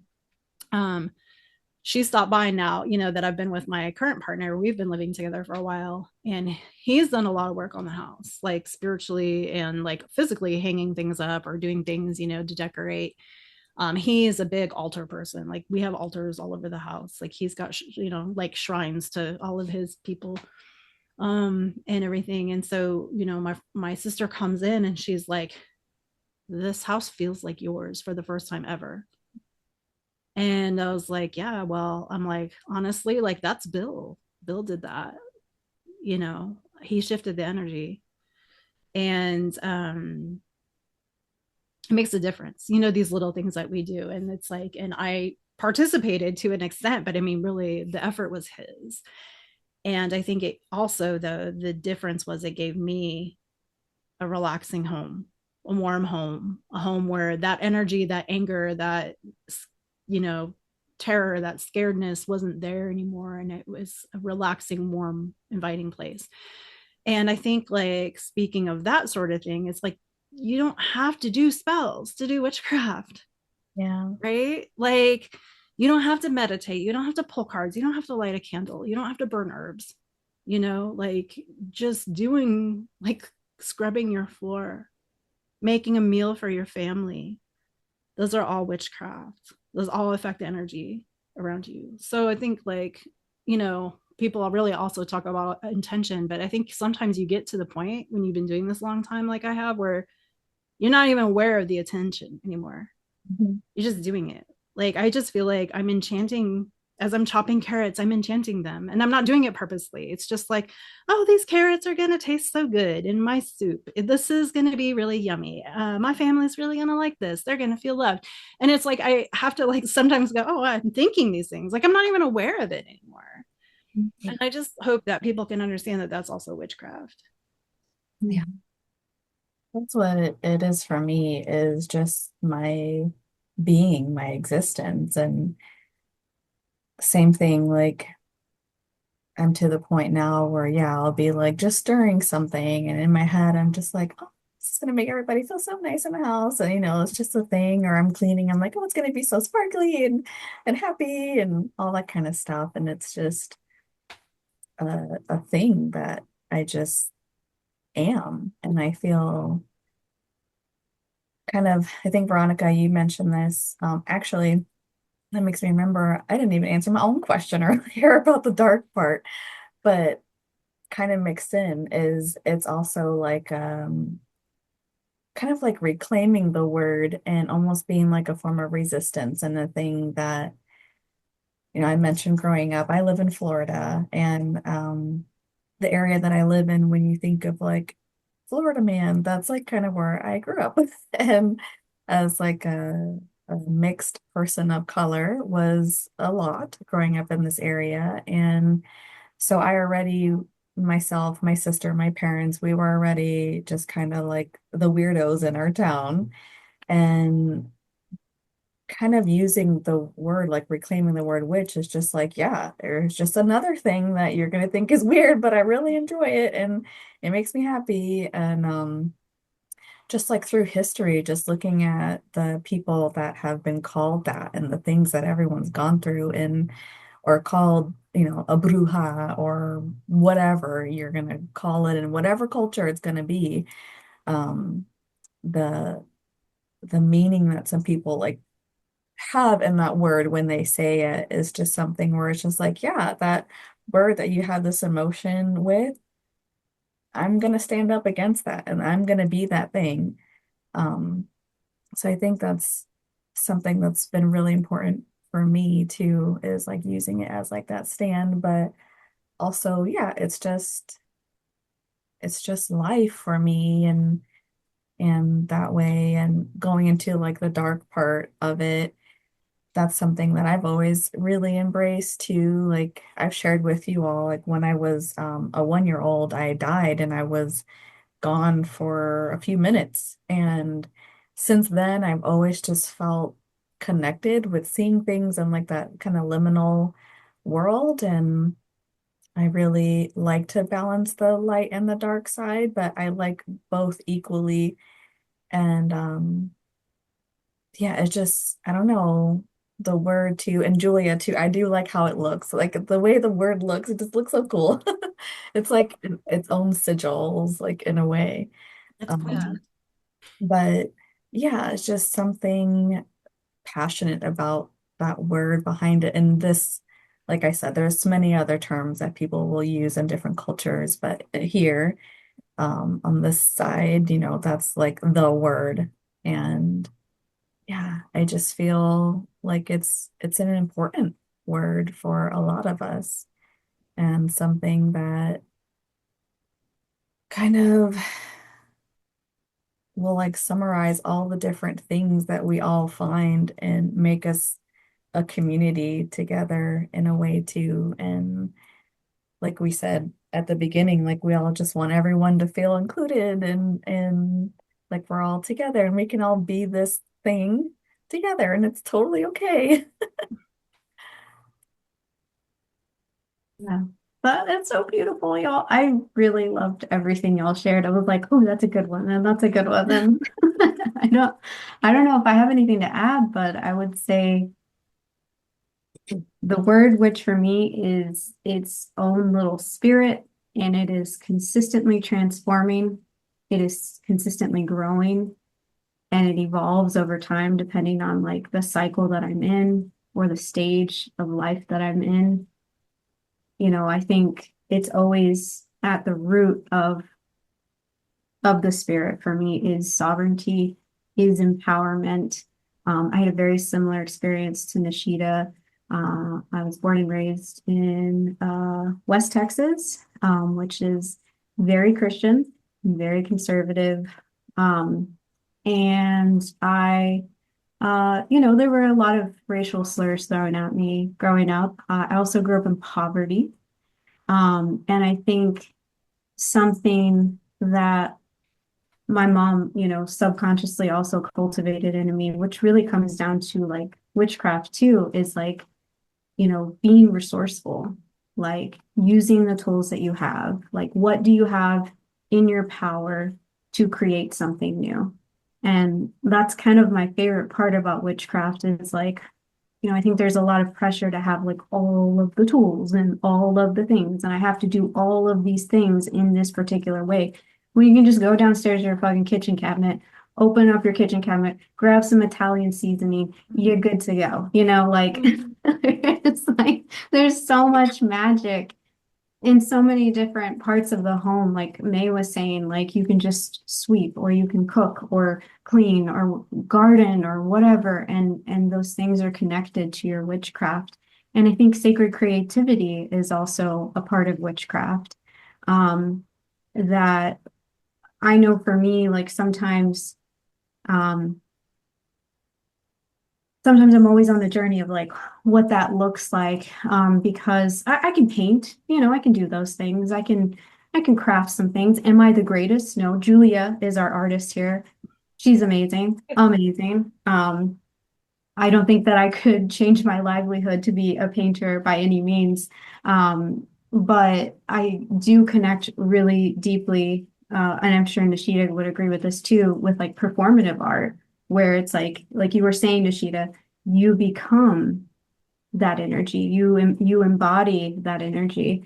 And that is something that I've always connected with as well. I think that's why I like film so much, because I get to really be a part of a collaborative project where people get to embody these things and these ideas. And I just think that witchcraft is all about resourcefulness and finding your own voice, even in a moment. And even if that voice changes over time, if you can come back to that authenticity of who you truly are at a soul level, that is to me the ultimate witch. And I also like the connection to ancestral, witches, like Nishida was talking about, where it's like there's which was such a negative term back in the day. And I love now just like kind of embracing it as like a big fuck you. So it like becomes very political in that way. It's like so punk rock. And I love that about it. And yeah, I think it just constantly changes. And I really liked what you said, May, about like time not being linear. And the idea of witchcraft letting us become time travelers, and like we can go back in time or we can go in the future. And we can heal things from our past and our ancestry. And I really liked what you said too, where it's like we won't sometimes be able to see the results of our witchcraft, but maybe our lineages down below us, or even just, the things that you fight for, women of color, like they're going to see you, or that energy just like grows, the more power that you give to it. And I find it so beautiful and powerful. And I also like the way that the word witch looks as well. It's I'm Veronica, so it has two V's, and I'm like, yeah, there's that. And I've just always loved that. It's like double Aries energy, but I'm an Aries rising. But yeah, I think it just constantly grows, it constantly evolves, and it depends on what cycle I'm in. And I would say I'm in a phase in a cycle of learning about empowerment and sovereignty and really like leaning into authenticity to help others feel empowered too. Especially, when you go through experiences where people they choose not to see you, or they choose to see you in a certain way. But, I'm here and I exist and I fucking matter. So, yeah. Yeah. What you say, I have to say this, like about people are going to see you in a certain way. Like I have learned that people are always going to see you through their own lens, no matter what you do, no matter how you convince them that you're otherwise. Like if they have chosen to see you with that hard C, right? Like that, nothing that you can do is going to change that. And so it's like, how do I deal with that? Like, do I spend my energy trying to convince them that I'm something that they refuse to see, or do I just go, you know what, I know who I am, I'm gonna keep living my life, you know? And I think like that's one thing, like where like I think with the current political climate, I've gotten a little bit more militant like about my pronouns, but it's like I also recognize like what I look like, and I also know who I am no matter what other people call me. So I think like that's, to me, like the ultimate sovereignty, right? Like, and not even just speaking like in the trans sense, but in any sense, like because we all have identities, you know, and just to be able to say like, cool, you can think that I'm this way, but I know I'm this way, so I'm gonna go live my life this way, going on being me and not take in this energy that you're trying to give to me that I'm something I'm not. That's really powerful, I think, too. Mhm. Mm. I'm just taking it all in now. I know, like, ooh, Yeah, I know that was a that was juicy good. one. drink some tea. As soon as you asked that, I'm like, ooh. I That was know it's really spicy. good. I'm like, man, I didn't think about this one. Who's left with questions? Is it You, me? you have a question. Okay, so flaky lady coming in. So I decided not to write down a question and just go with the flow. Very water. Irritating as well. But You're what good. came to me, what came to me as a question is, have you ever fallen off the broom and what got you back on? That's a good one. All right, so I guess it's me. So yes, I have fallen off the broom. Not completely, like not in the sense of that I stopped identifying as a witch or anything like that, but there has been a lot of time where I really got disconnected with my practice and really thought like I wasn't doing the things. And some of that had to do, I'll be honest, with my mental health. Like I have struggled off and on in my life with really, really significant depression. And again, being in less than ideal marriages, and all of that. I mean, like both of my partners knew who I was and accepted that I was a witch and all that. So it wasn't like that, but it was just the constant drama, and dealing with that and being in survival mode made it really hard.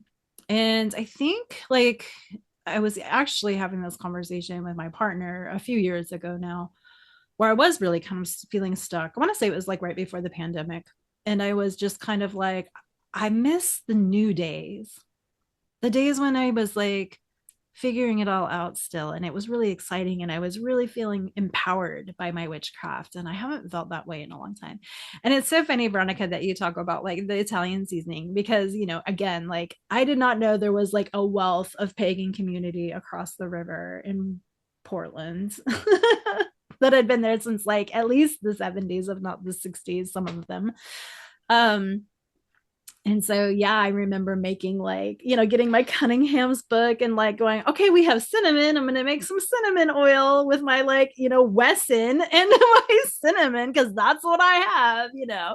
I think I finally like went and like convinced my parents to buy like olive oil, which like they were not olive oil people, you know what I mean? Like we are like, we are who we are. And so yeah, it was like really funny because it was like I was like taking coffee filters and making, you know, my little potions. And so I think like there was, you know, that time when I started kind of getting back into those practices of like, I don't have to use, I mean, I love essential oils. I have essential oils. I have so many, and, you know, I honestly don't use them as much as I could. But it was like, I kind of like doing the whole alchemy of like taking some herbs and steeping them in olive oil or another oil, you know, and like making my own magical oils that way, the old school way, instead of like going and buying essential oils and mixing them all up in a carrier oil, right? Like there's something about that. And I used to be really into herbalism, like super into, like I wanted to be a naturopath at one point. And then when I kind of, the reason why I took biochemistry in college was that I kind of was like, well, naturopath is not for me. Like, I don't want to do that much medical stuff. So maybe I'll go into traditional Chinese medicine. And we have like really good schools in Portland for both. So I didn't have to even go anywhere. Like I could just, and so I thought, well, I'll learn about Chinese herbs and I'll do that sort of thing. Cause I love like kind of the intersection between like medicine and magic.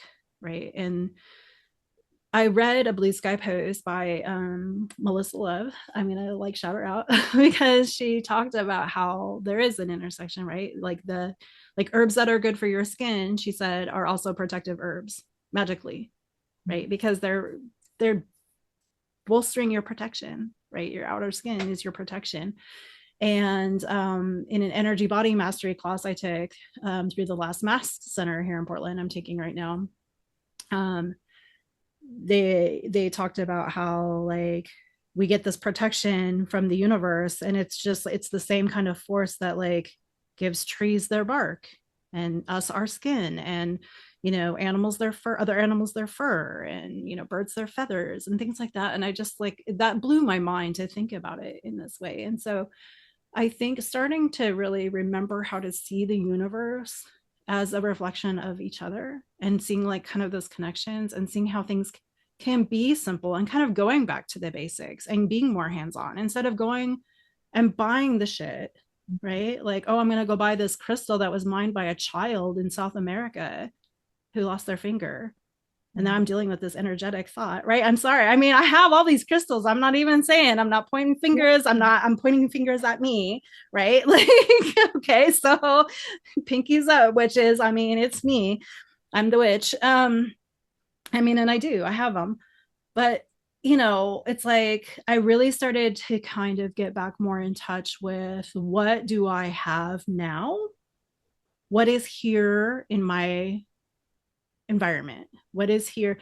And so like to that end, I started building relationships like with Jasper, right, for an example, because Jasper is, I don't know where it is, like how it is at where y'all live, but Jasper is everywhere in the Northwest.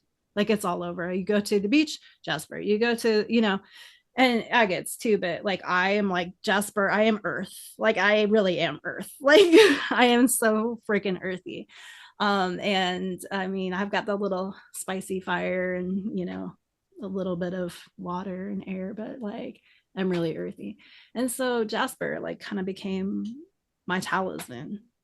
And, you know, and yes, I have the fancy Jaspers that I bought, but most of my Jaspers, I mean, are just like brown Jasper from the ground, you know, like, and things like that. So I think it was really kind of getting back in touch with that, like, okay, what was it like when I was new? And how can I recreate that? And then just kind of like building my power back up that way, right? So that was kind of good. Okay. Let's see, for what was it, Julia? Like being knocked off your broom? Have you ever fallen off the broom, and how did you get back on? A couple times, actually. I think um, I have fallen off throughout time, but one that actually more in the more kind of recent years, like maybe like 6 years or so. Um, by this point, like I'm fully in it, like it's my life, like this is the thing. But having I went through a lot of big changes. I got divorced. I used to own an aerial and cultural studio, and I ended up closing that studio. And sold my house, like all these different huge changes and everything. And um, I had a lot of injuries and health concerns that I wasn't really aware of exactly. And during this time period, I was like going to appointment after appointment after appointment while still trying to run my studio at the time. And so I had cultural classes where I taught different types of dancing, and we had people from different dance backgrounds and like Spanish, kind of style and hip hop and heels dancing. We had aerial like pole dancing and uh, all different types of dancing. And then I also incorporated like my witchy stuff. We'd have a class that I specifically created, a trademark class where we would use like tarot cards for prompts and stuff. So I was like still incorporating it in that world. But especially having the pole studio part of it, I think this August will be 17 years of doing pole, but not the way I used to be able to do it because of injuries and stuff. And so having the injuries and then finding out I was having chronic health issues and going to all these appointments and trying to run that at the same time and not like hurt the injuries that I already had, that all of that just kind of brought me down to where I was like, I don't even know what I'm good at anymore. I can't do anything. Like I just had all these like doubts and stuff. And I struggled with trying to have kids, like biological kids and stuff. I have, my kids now, my stepkids, which my husband has, we both have 100% custody of them. So I have kids, but it's just a lot of life changes. And I was really starting to think like, gosh, like what is my problem? And maybe I'm not good at this stuff. Maybe I can't do these things and all of that. And then after finding out about all the health, like chronic health conditions that I had, and just kind of facing everything, I was like, well, shit, like looking at one of the things that I actually had surgery for. So, recovering from that. But the the thing that was going on with me, I shouldn't have been able to do any pole dancing. Like it's wild for me to look back and be like, how did my body still do those things when I had that issue? And it was like, oh, because my body is a pretty cool thing and I need to stop being so shitty to myself. And so like really working through that and kind of getting out of that headspace where I don't want to say like, oh, I was feeling sorry or whatever for myself. I was pushing through. And most people externally wouldn't really know that much about what was actually happening. But I took that time to learn about myself and kind of, I think healing is an ongoing process, but taking that time to have that self-love, that self-compassion and care for my past self, my present self, and just, the whole like sovereignty, like we've all been saying, just leaning into that and realizing, no, I am, my body was doing all these things to let me get through all that stuff that I was able to accomplish and things that I could do back then, even though at the time when I was doing them, I was so hard on myself. And so I think that really opened up my eyes to be like, well, shit, like that actually was pretty cool stuff that you were able to do. And once I got that kind of back, then I was like, my magic is still just as important, no matter how much effort or how witchy I came off or how many spells I did or anything like that. And that's when I really had that aha moment of like, oh, I got knocked off, but it was like still just like hanging on there, like for me. I still had it. And that was really important. And then also, like, you all came into my life at that time too. So that was pretty cool. And, all the support and everything that was this whole time being friends with all of you has been a wonderful and amazing experience. But so that's probably the most recent, and not saying it'll never happen again. I'm sure it'll happen at some point, but that's probably my most recent, like memory, I guess, of having that feeling and actually being okay with it happening and honoring the time that it happened and being like, all right, let's get back on and we're okay now. Love that. I resonated with what both of y'all said. And I would say, yeah, like I definitely agree, Nishita. It's like it's always there. You're always connected, even if it doesn't feel like it. And mine happened twice, I would say, but for different reasons. I feel like my goal in life is to find balance. Like I'm always, I've talked about this several times, but it's like I'm like balancing solar and lunar energy at the same time. And sometimes I lean too much this way, and sometimes I lean too much that way. And that has actually impacted my practice in ways. And um, probably the first time was when I really just went the opposite end to conform to my environment.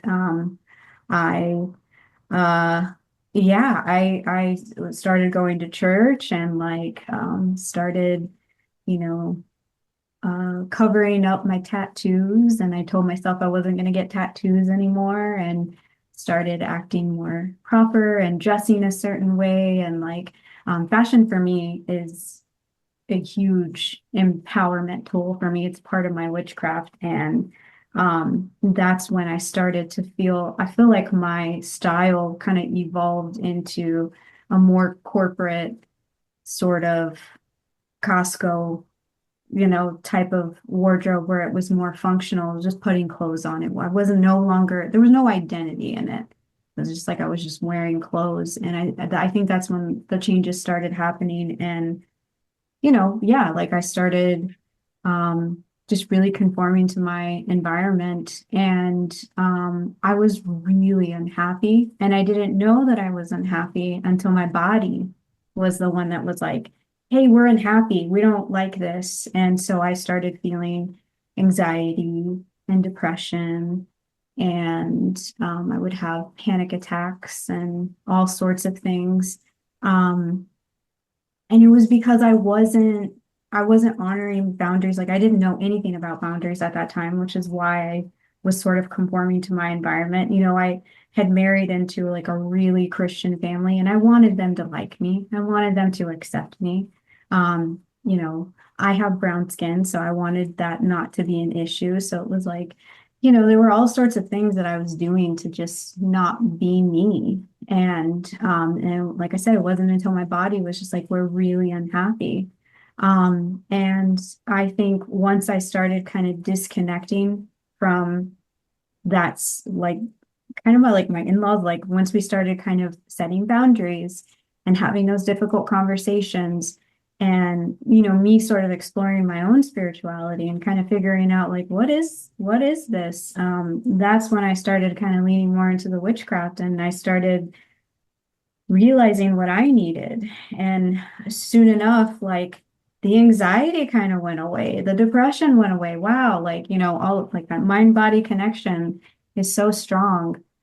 So that's when I feel like I was really leaning more into maybe an overabundance of the solar energy, where I was trying to be seen in a specific way, but not in my authenticity, which, was more lunar. So then I came into the lunar aspect, which is great because I was learning, all about witchcraft. I was embracing it. I came out to my parents, like all these things, and then the witchcraft, I think, was getting a little too structured, was getting a little too repetitive and like it needed to be this way, it needed to look this way, I need to read all these books, I need to have all of the answers.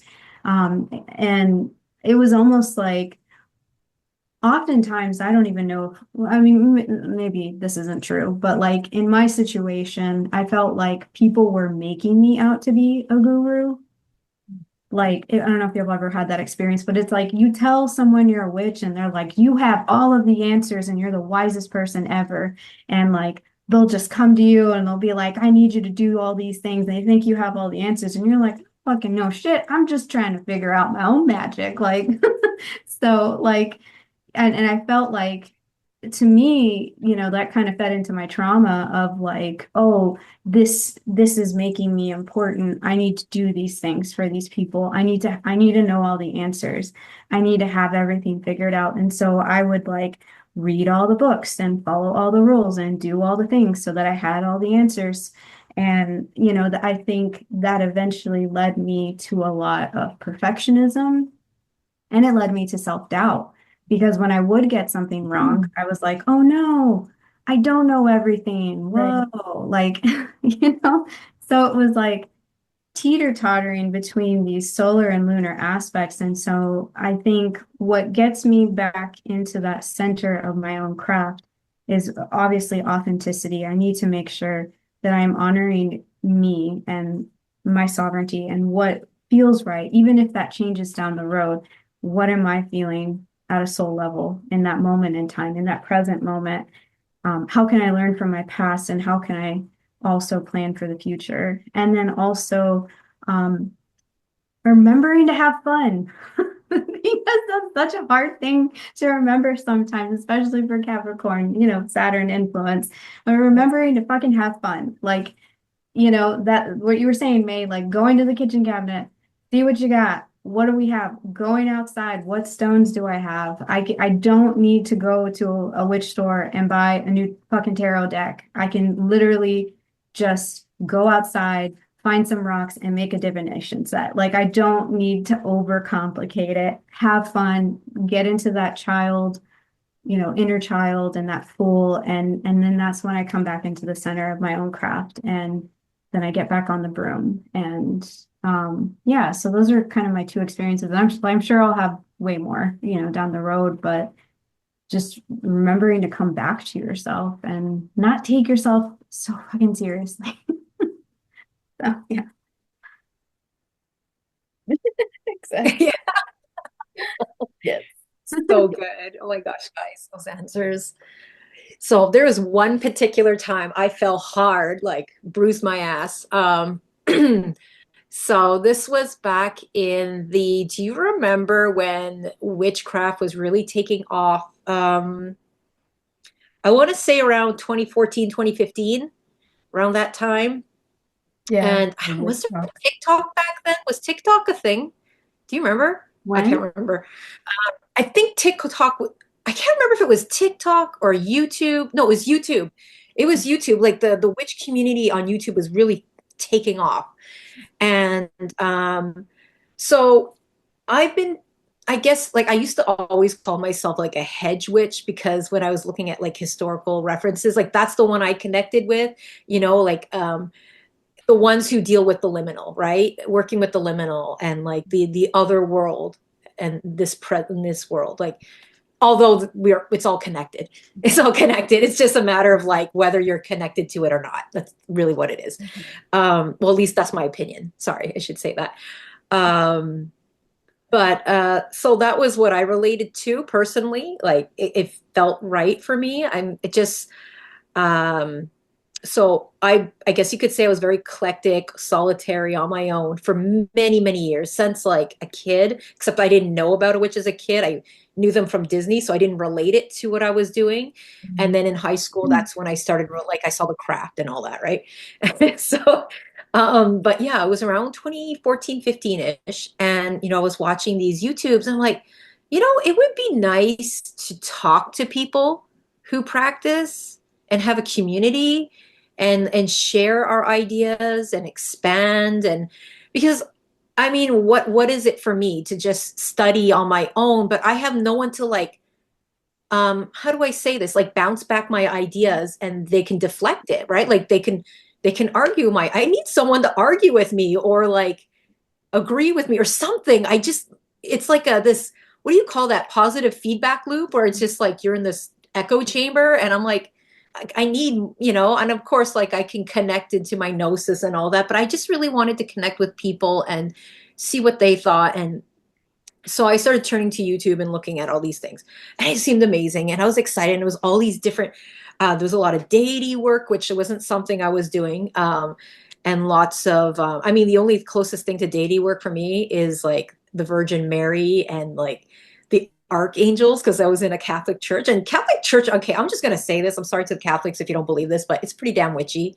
Like that's some witchy shit. Right? Like it's fucking. That's why I'm like, Mom. Yeah. Uh, It's a good time. Like, I don't know. I don't hate Catholicism. I don't like the institution of it. I don't like what, like I find just anyways, that's another conversation. I'm wasting time here. That's another podcast. I'll get into that. But anyways, um, so going back on track now because I just lost it. Oh yeah, okay. So I was on YouTube and what ended up happening is there was a lot of gatekeeping and a lot of this is the way you do it. That's wrong. And like you would see these people and make these videos like I'm on my witchcraft journey and they're obviously starting because they said they were. And people are coming in and dissing them and giving them shit. And there's this like whole war with everyone. Like, what the hell is this? And like for me, how I've come to understand witchcraft from reading books or in my own personal gnosis and my own experiential stuff is a lot of it is to do with just, you know, connecting all around you. Is that, I think that makes sense, but like connecting to everything around you. Cause I truly believe there is no separation. Like separation is an illusion between us, the things around us, the people, the plants, everything. It's just all an illusion in my opinion. So when you kind of start thinking like that, it's quite an empowering feeling because then it also makes you realize that you're very much responsible for the energy that's put out into the world. And it kind of makes you think a little more about it and how, it's just, you're not alone and you do impact the world as much as you might not think it is. And, let's say you walk into a room and you've been having a shit month. Guess what? Everyone in the room is going to read it without you even realizing it.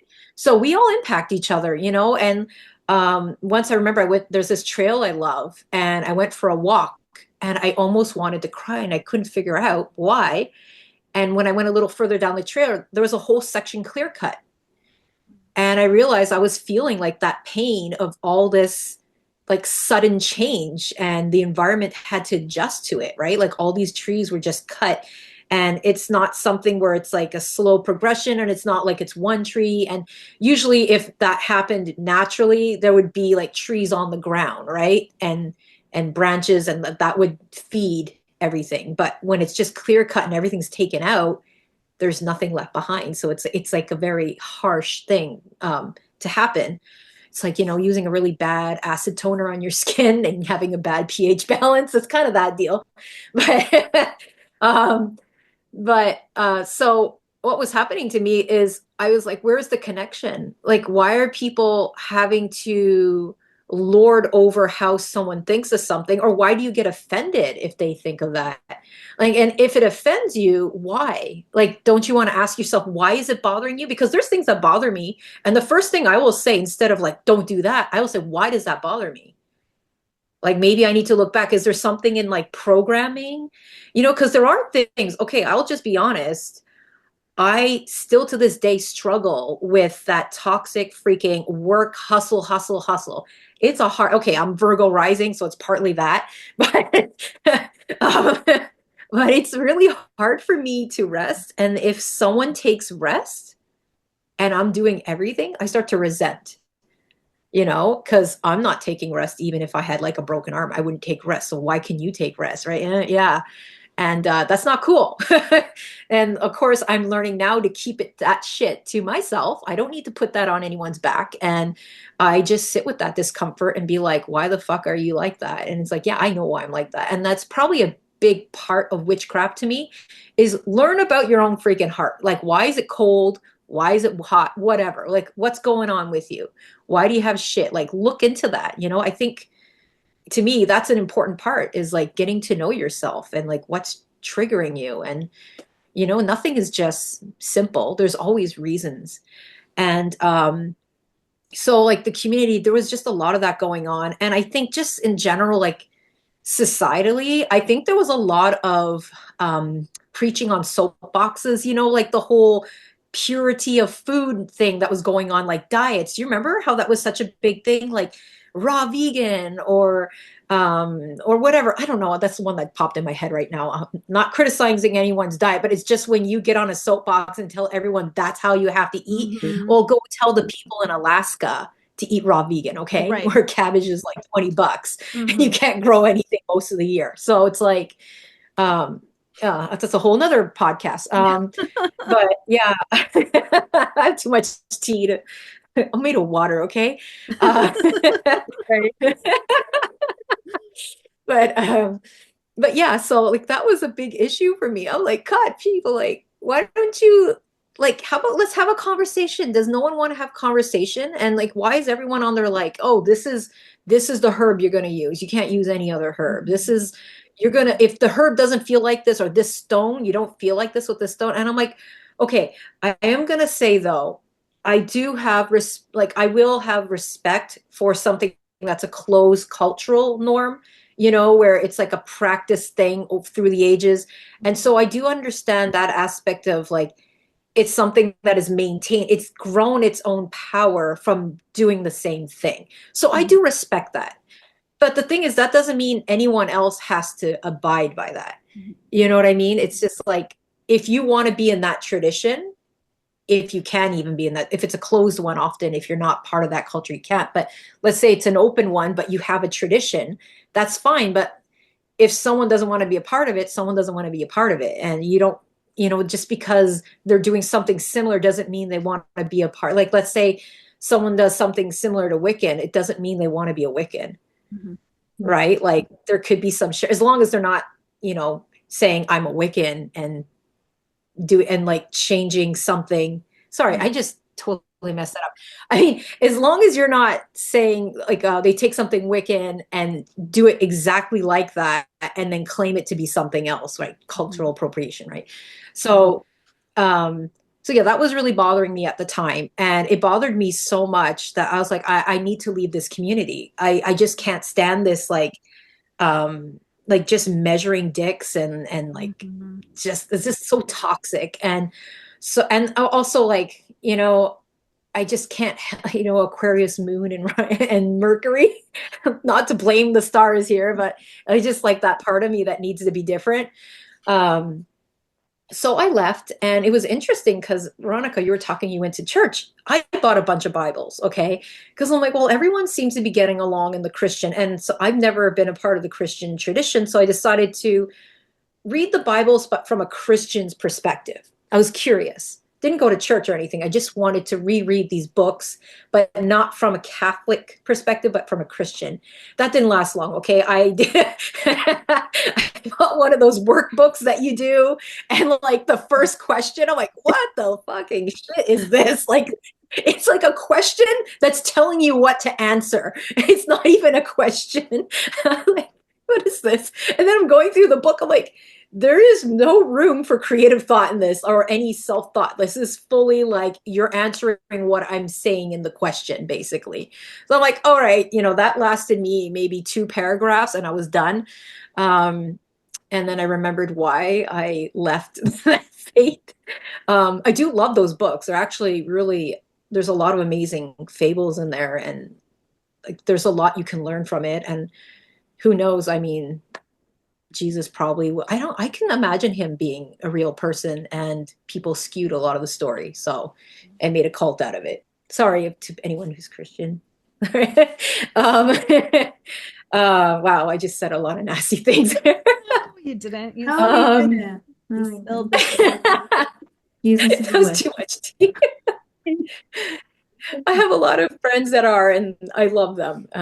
It's just how I feel about it. But yeah, how I got back on. I got back on by accepting that, you know what, people are going to do what they do. And I'm just going to take on this title. And this is why, once again, May, where I was telling you before, how I was having a hard time with that word, because I was seeing a lot of that and it was making me feel uncomfortable. It was like, I don't want to be in a space like other institutionalized belief systems where it's like, if you don't do it like this, it's that.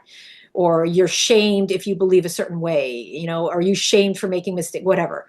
And so I decided, well, you know what?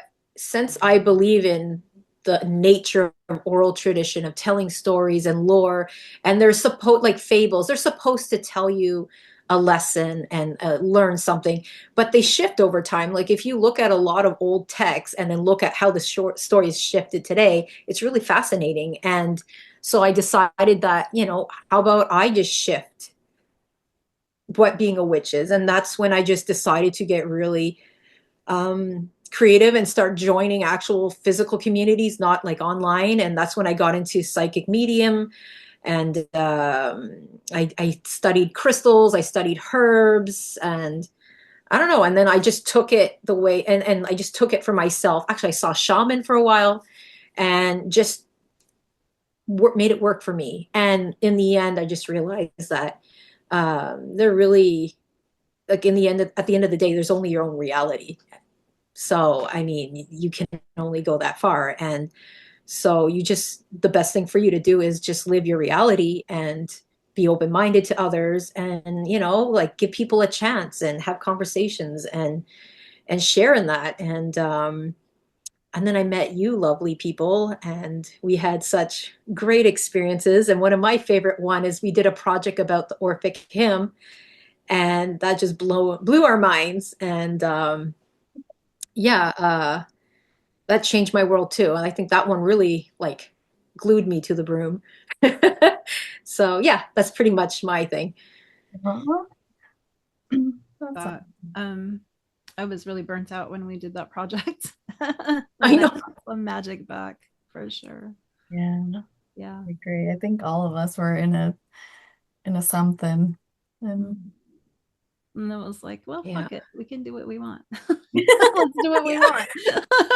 yeah, Did. it's true. We did. Yeah. Yeah. Yeah. It's a new key. Mhm.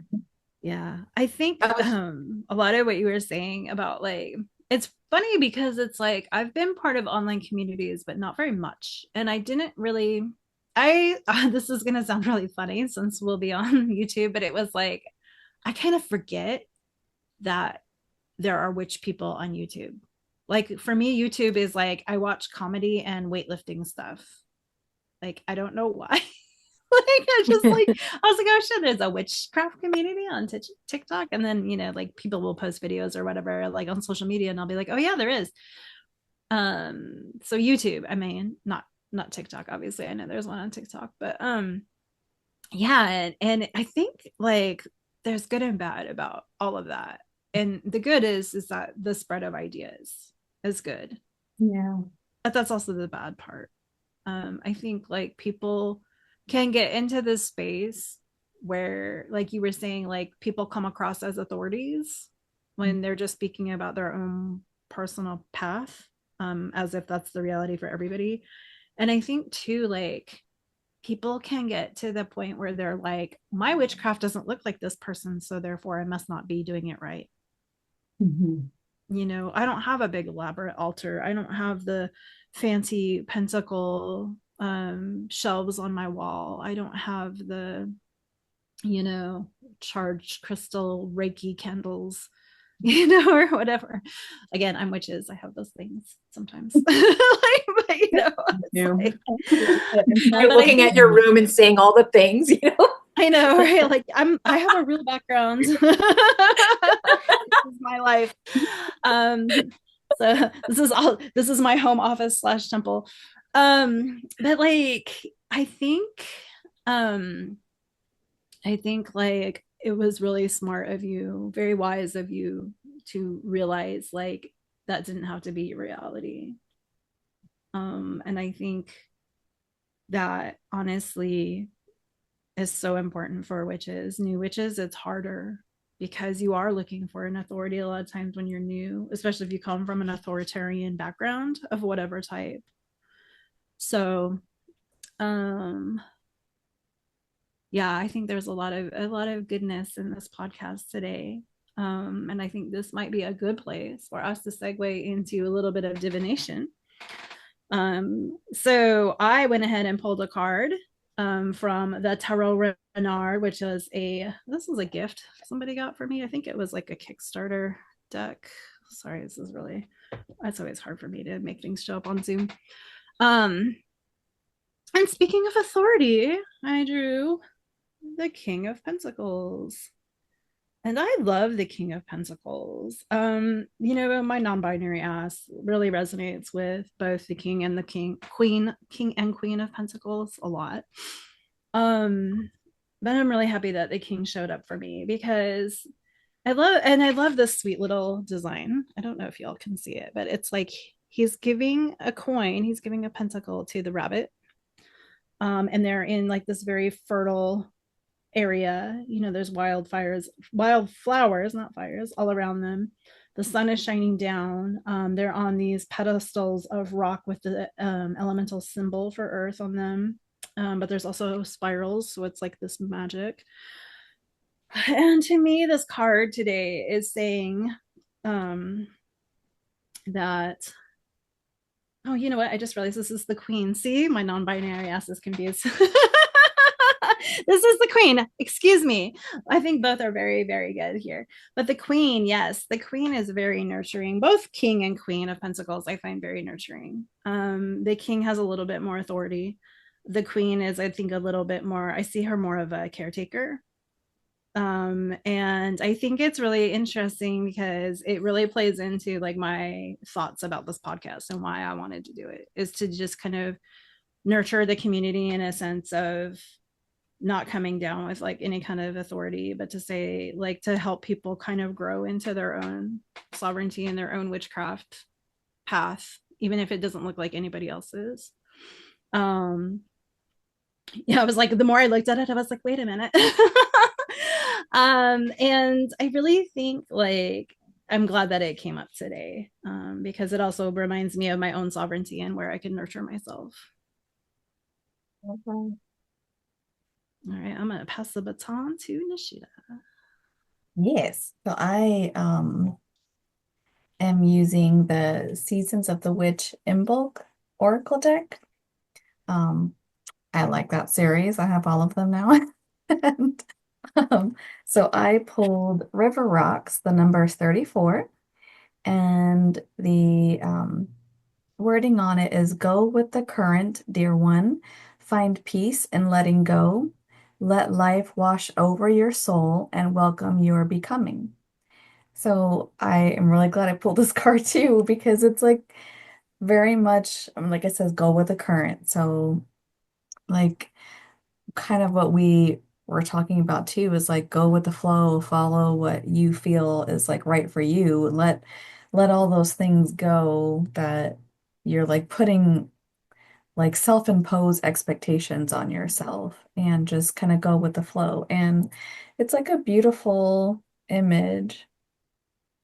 We'll probably get pictures of all this and I can add it to our actual video and stuff too, so we can get our pictures of it to share. But yeah, it's just very peaceful the way it looks. It's kind of snowy out, but there's still like ice and water running. And um something we'll talk about in another episode too is like dealing with senses and like going in, like physically going into the card, and immediately I just feel like breeze and like coolness on like my skin, and but still like this warmth feeling of just like being happy, like just in my own like being and just kind of going with the flow and just feeling all the, I don't want to say threads, but just hearing the water and feeling the air and smelling that like smell of that like cold air and everything. Um, it's just a lot of senses come up with this card. So I thought that was pretty cool. But yeah, definitely going with the flow and just kind of being where you need to be. So I like that. I go to Veronica. So I pulled a very elemental tea card. I pulled the Three of Cups, of course, and I am utilizing the Ancestral Path Tarot deck if you're ever interested. It's really cool. So it has like different cultures, yada, yada, yada, for each of the suits. But this one's really cool because you have a king and then you have another king and queen. So there's like an alliance here. And I think this really represents us, like coming together as the elementals to not only serve you the tea or cups of water, but also I think, I think this, project is definitely for others to feel supported, other witches out there, but I think it's also for us. I think this is a really healing project for, I know myself, I speak for myself. I was just saying the other day, things are so crazy in the world right now, but each of you have really been so supportive, and it's healing because it's fun, and we get to talk about things that we love. We get to share our knowledge and our wisdom. We get to learn from each other, and I just I think this is a card of celebration. We've all gone through things together, trials and tribulations, and I think we have come together, and this is just, I don't know, I think it's such a beautiful card to celebrate. Like, this is our first episode. So Woo! yay. Oh yeah, I think this card's for us. We are going to serve the tea and some healing. So yeah. I'll hand it off to Okay, so you. same deck as the Sheeta. Um, this one. I find when you stick it in front of your face, it works perfectly. That's It smart. confuses it for my face. Yeah. See, there you go. There you go, right? Nope, I have a bad light. So mine is forged in fire. I really like this. So it says, your strength was crafted through adversity, a master only you behold. Oh my gosh, I just feel like this whole episode is this card, right? It's like all the things we went through, and even like the last question. I asked that question because I feel what I wanted to show other people, and even for ourselves to remind ourselves, is the witch's journey is not called a journey for nothing. Okay. It's a lot of ups and downs and shunning and reaccepting, and it's like all over the place. And like May was saying, time is not linear, and it's a whole journey. And I echo everyone's sentiment that this was as much for us as it's for other people. And we were all discussing when we wanted to do this project that we would like to a place for everyone to experience what we experience together. And that's come as you are. We're here to listen, we're here to sit, and we're here to have conversations and learn from each other, and get uncomfortable, because we need to get used to getting uncomfortable. Like, what happened? We need to bring that back and really challenge ourselves and grow. That's the only way you're going to grow, right? You need the spark to grow. So yeah, that was really awesome. That was so much fun. This was a lot of fun. I'm really excited for all the topics that we're going to be talking about. We So do. We have a lot of really good topics lined up. I think the next episode is Beltane, our yeah, Beltane episode. Is that right? It is, yeah. So yeah, we're gonna talk about sensuality. And Nishida kind of alluded to that in her card pool.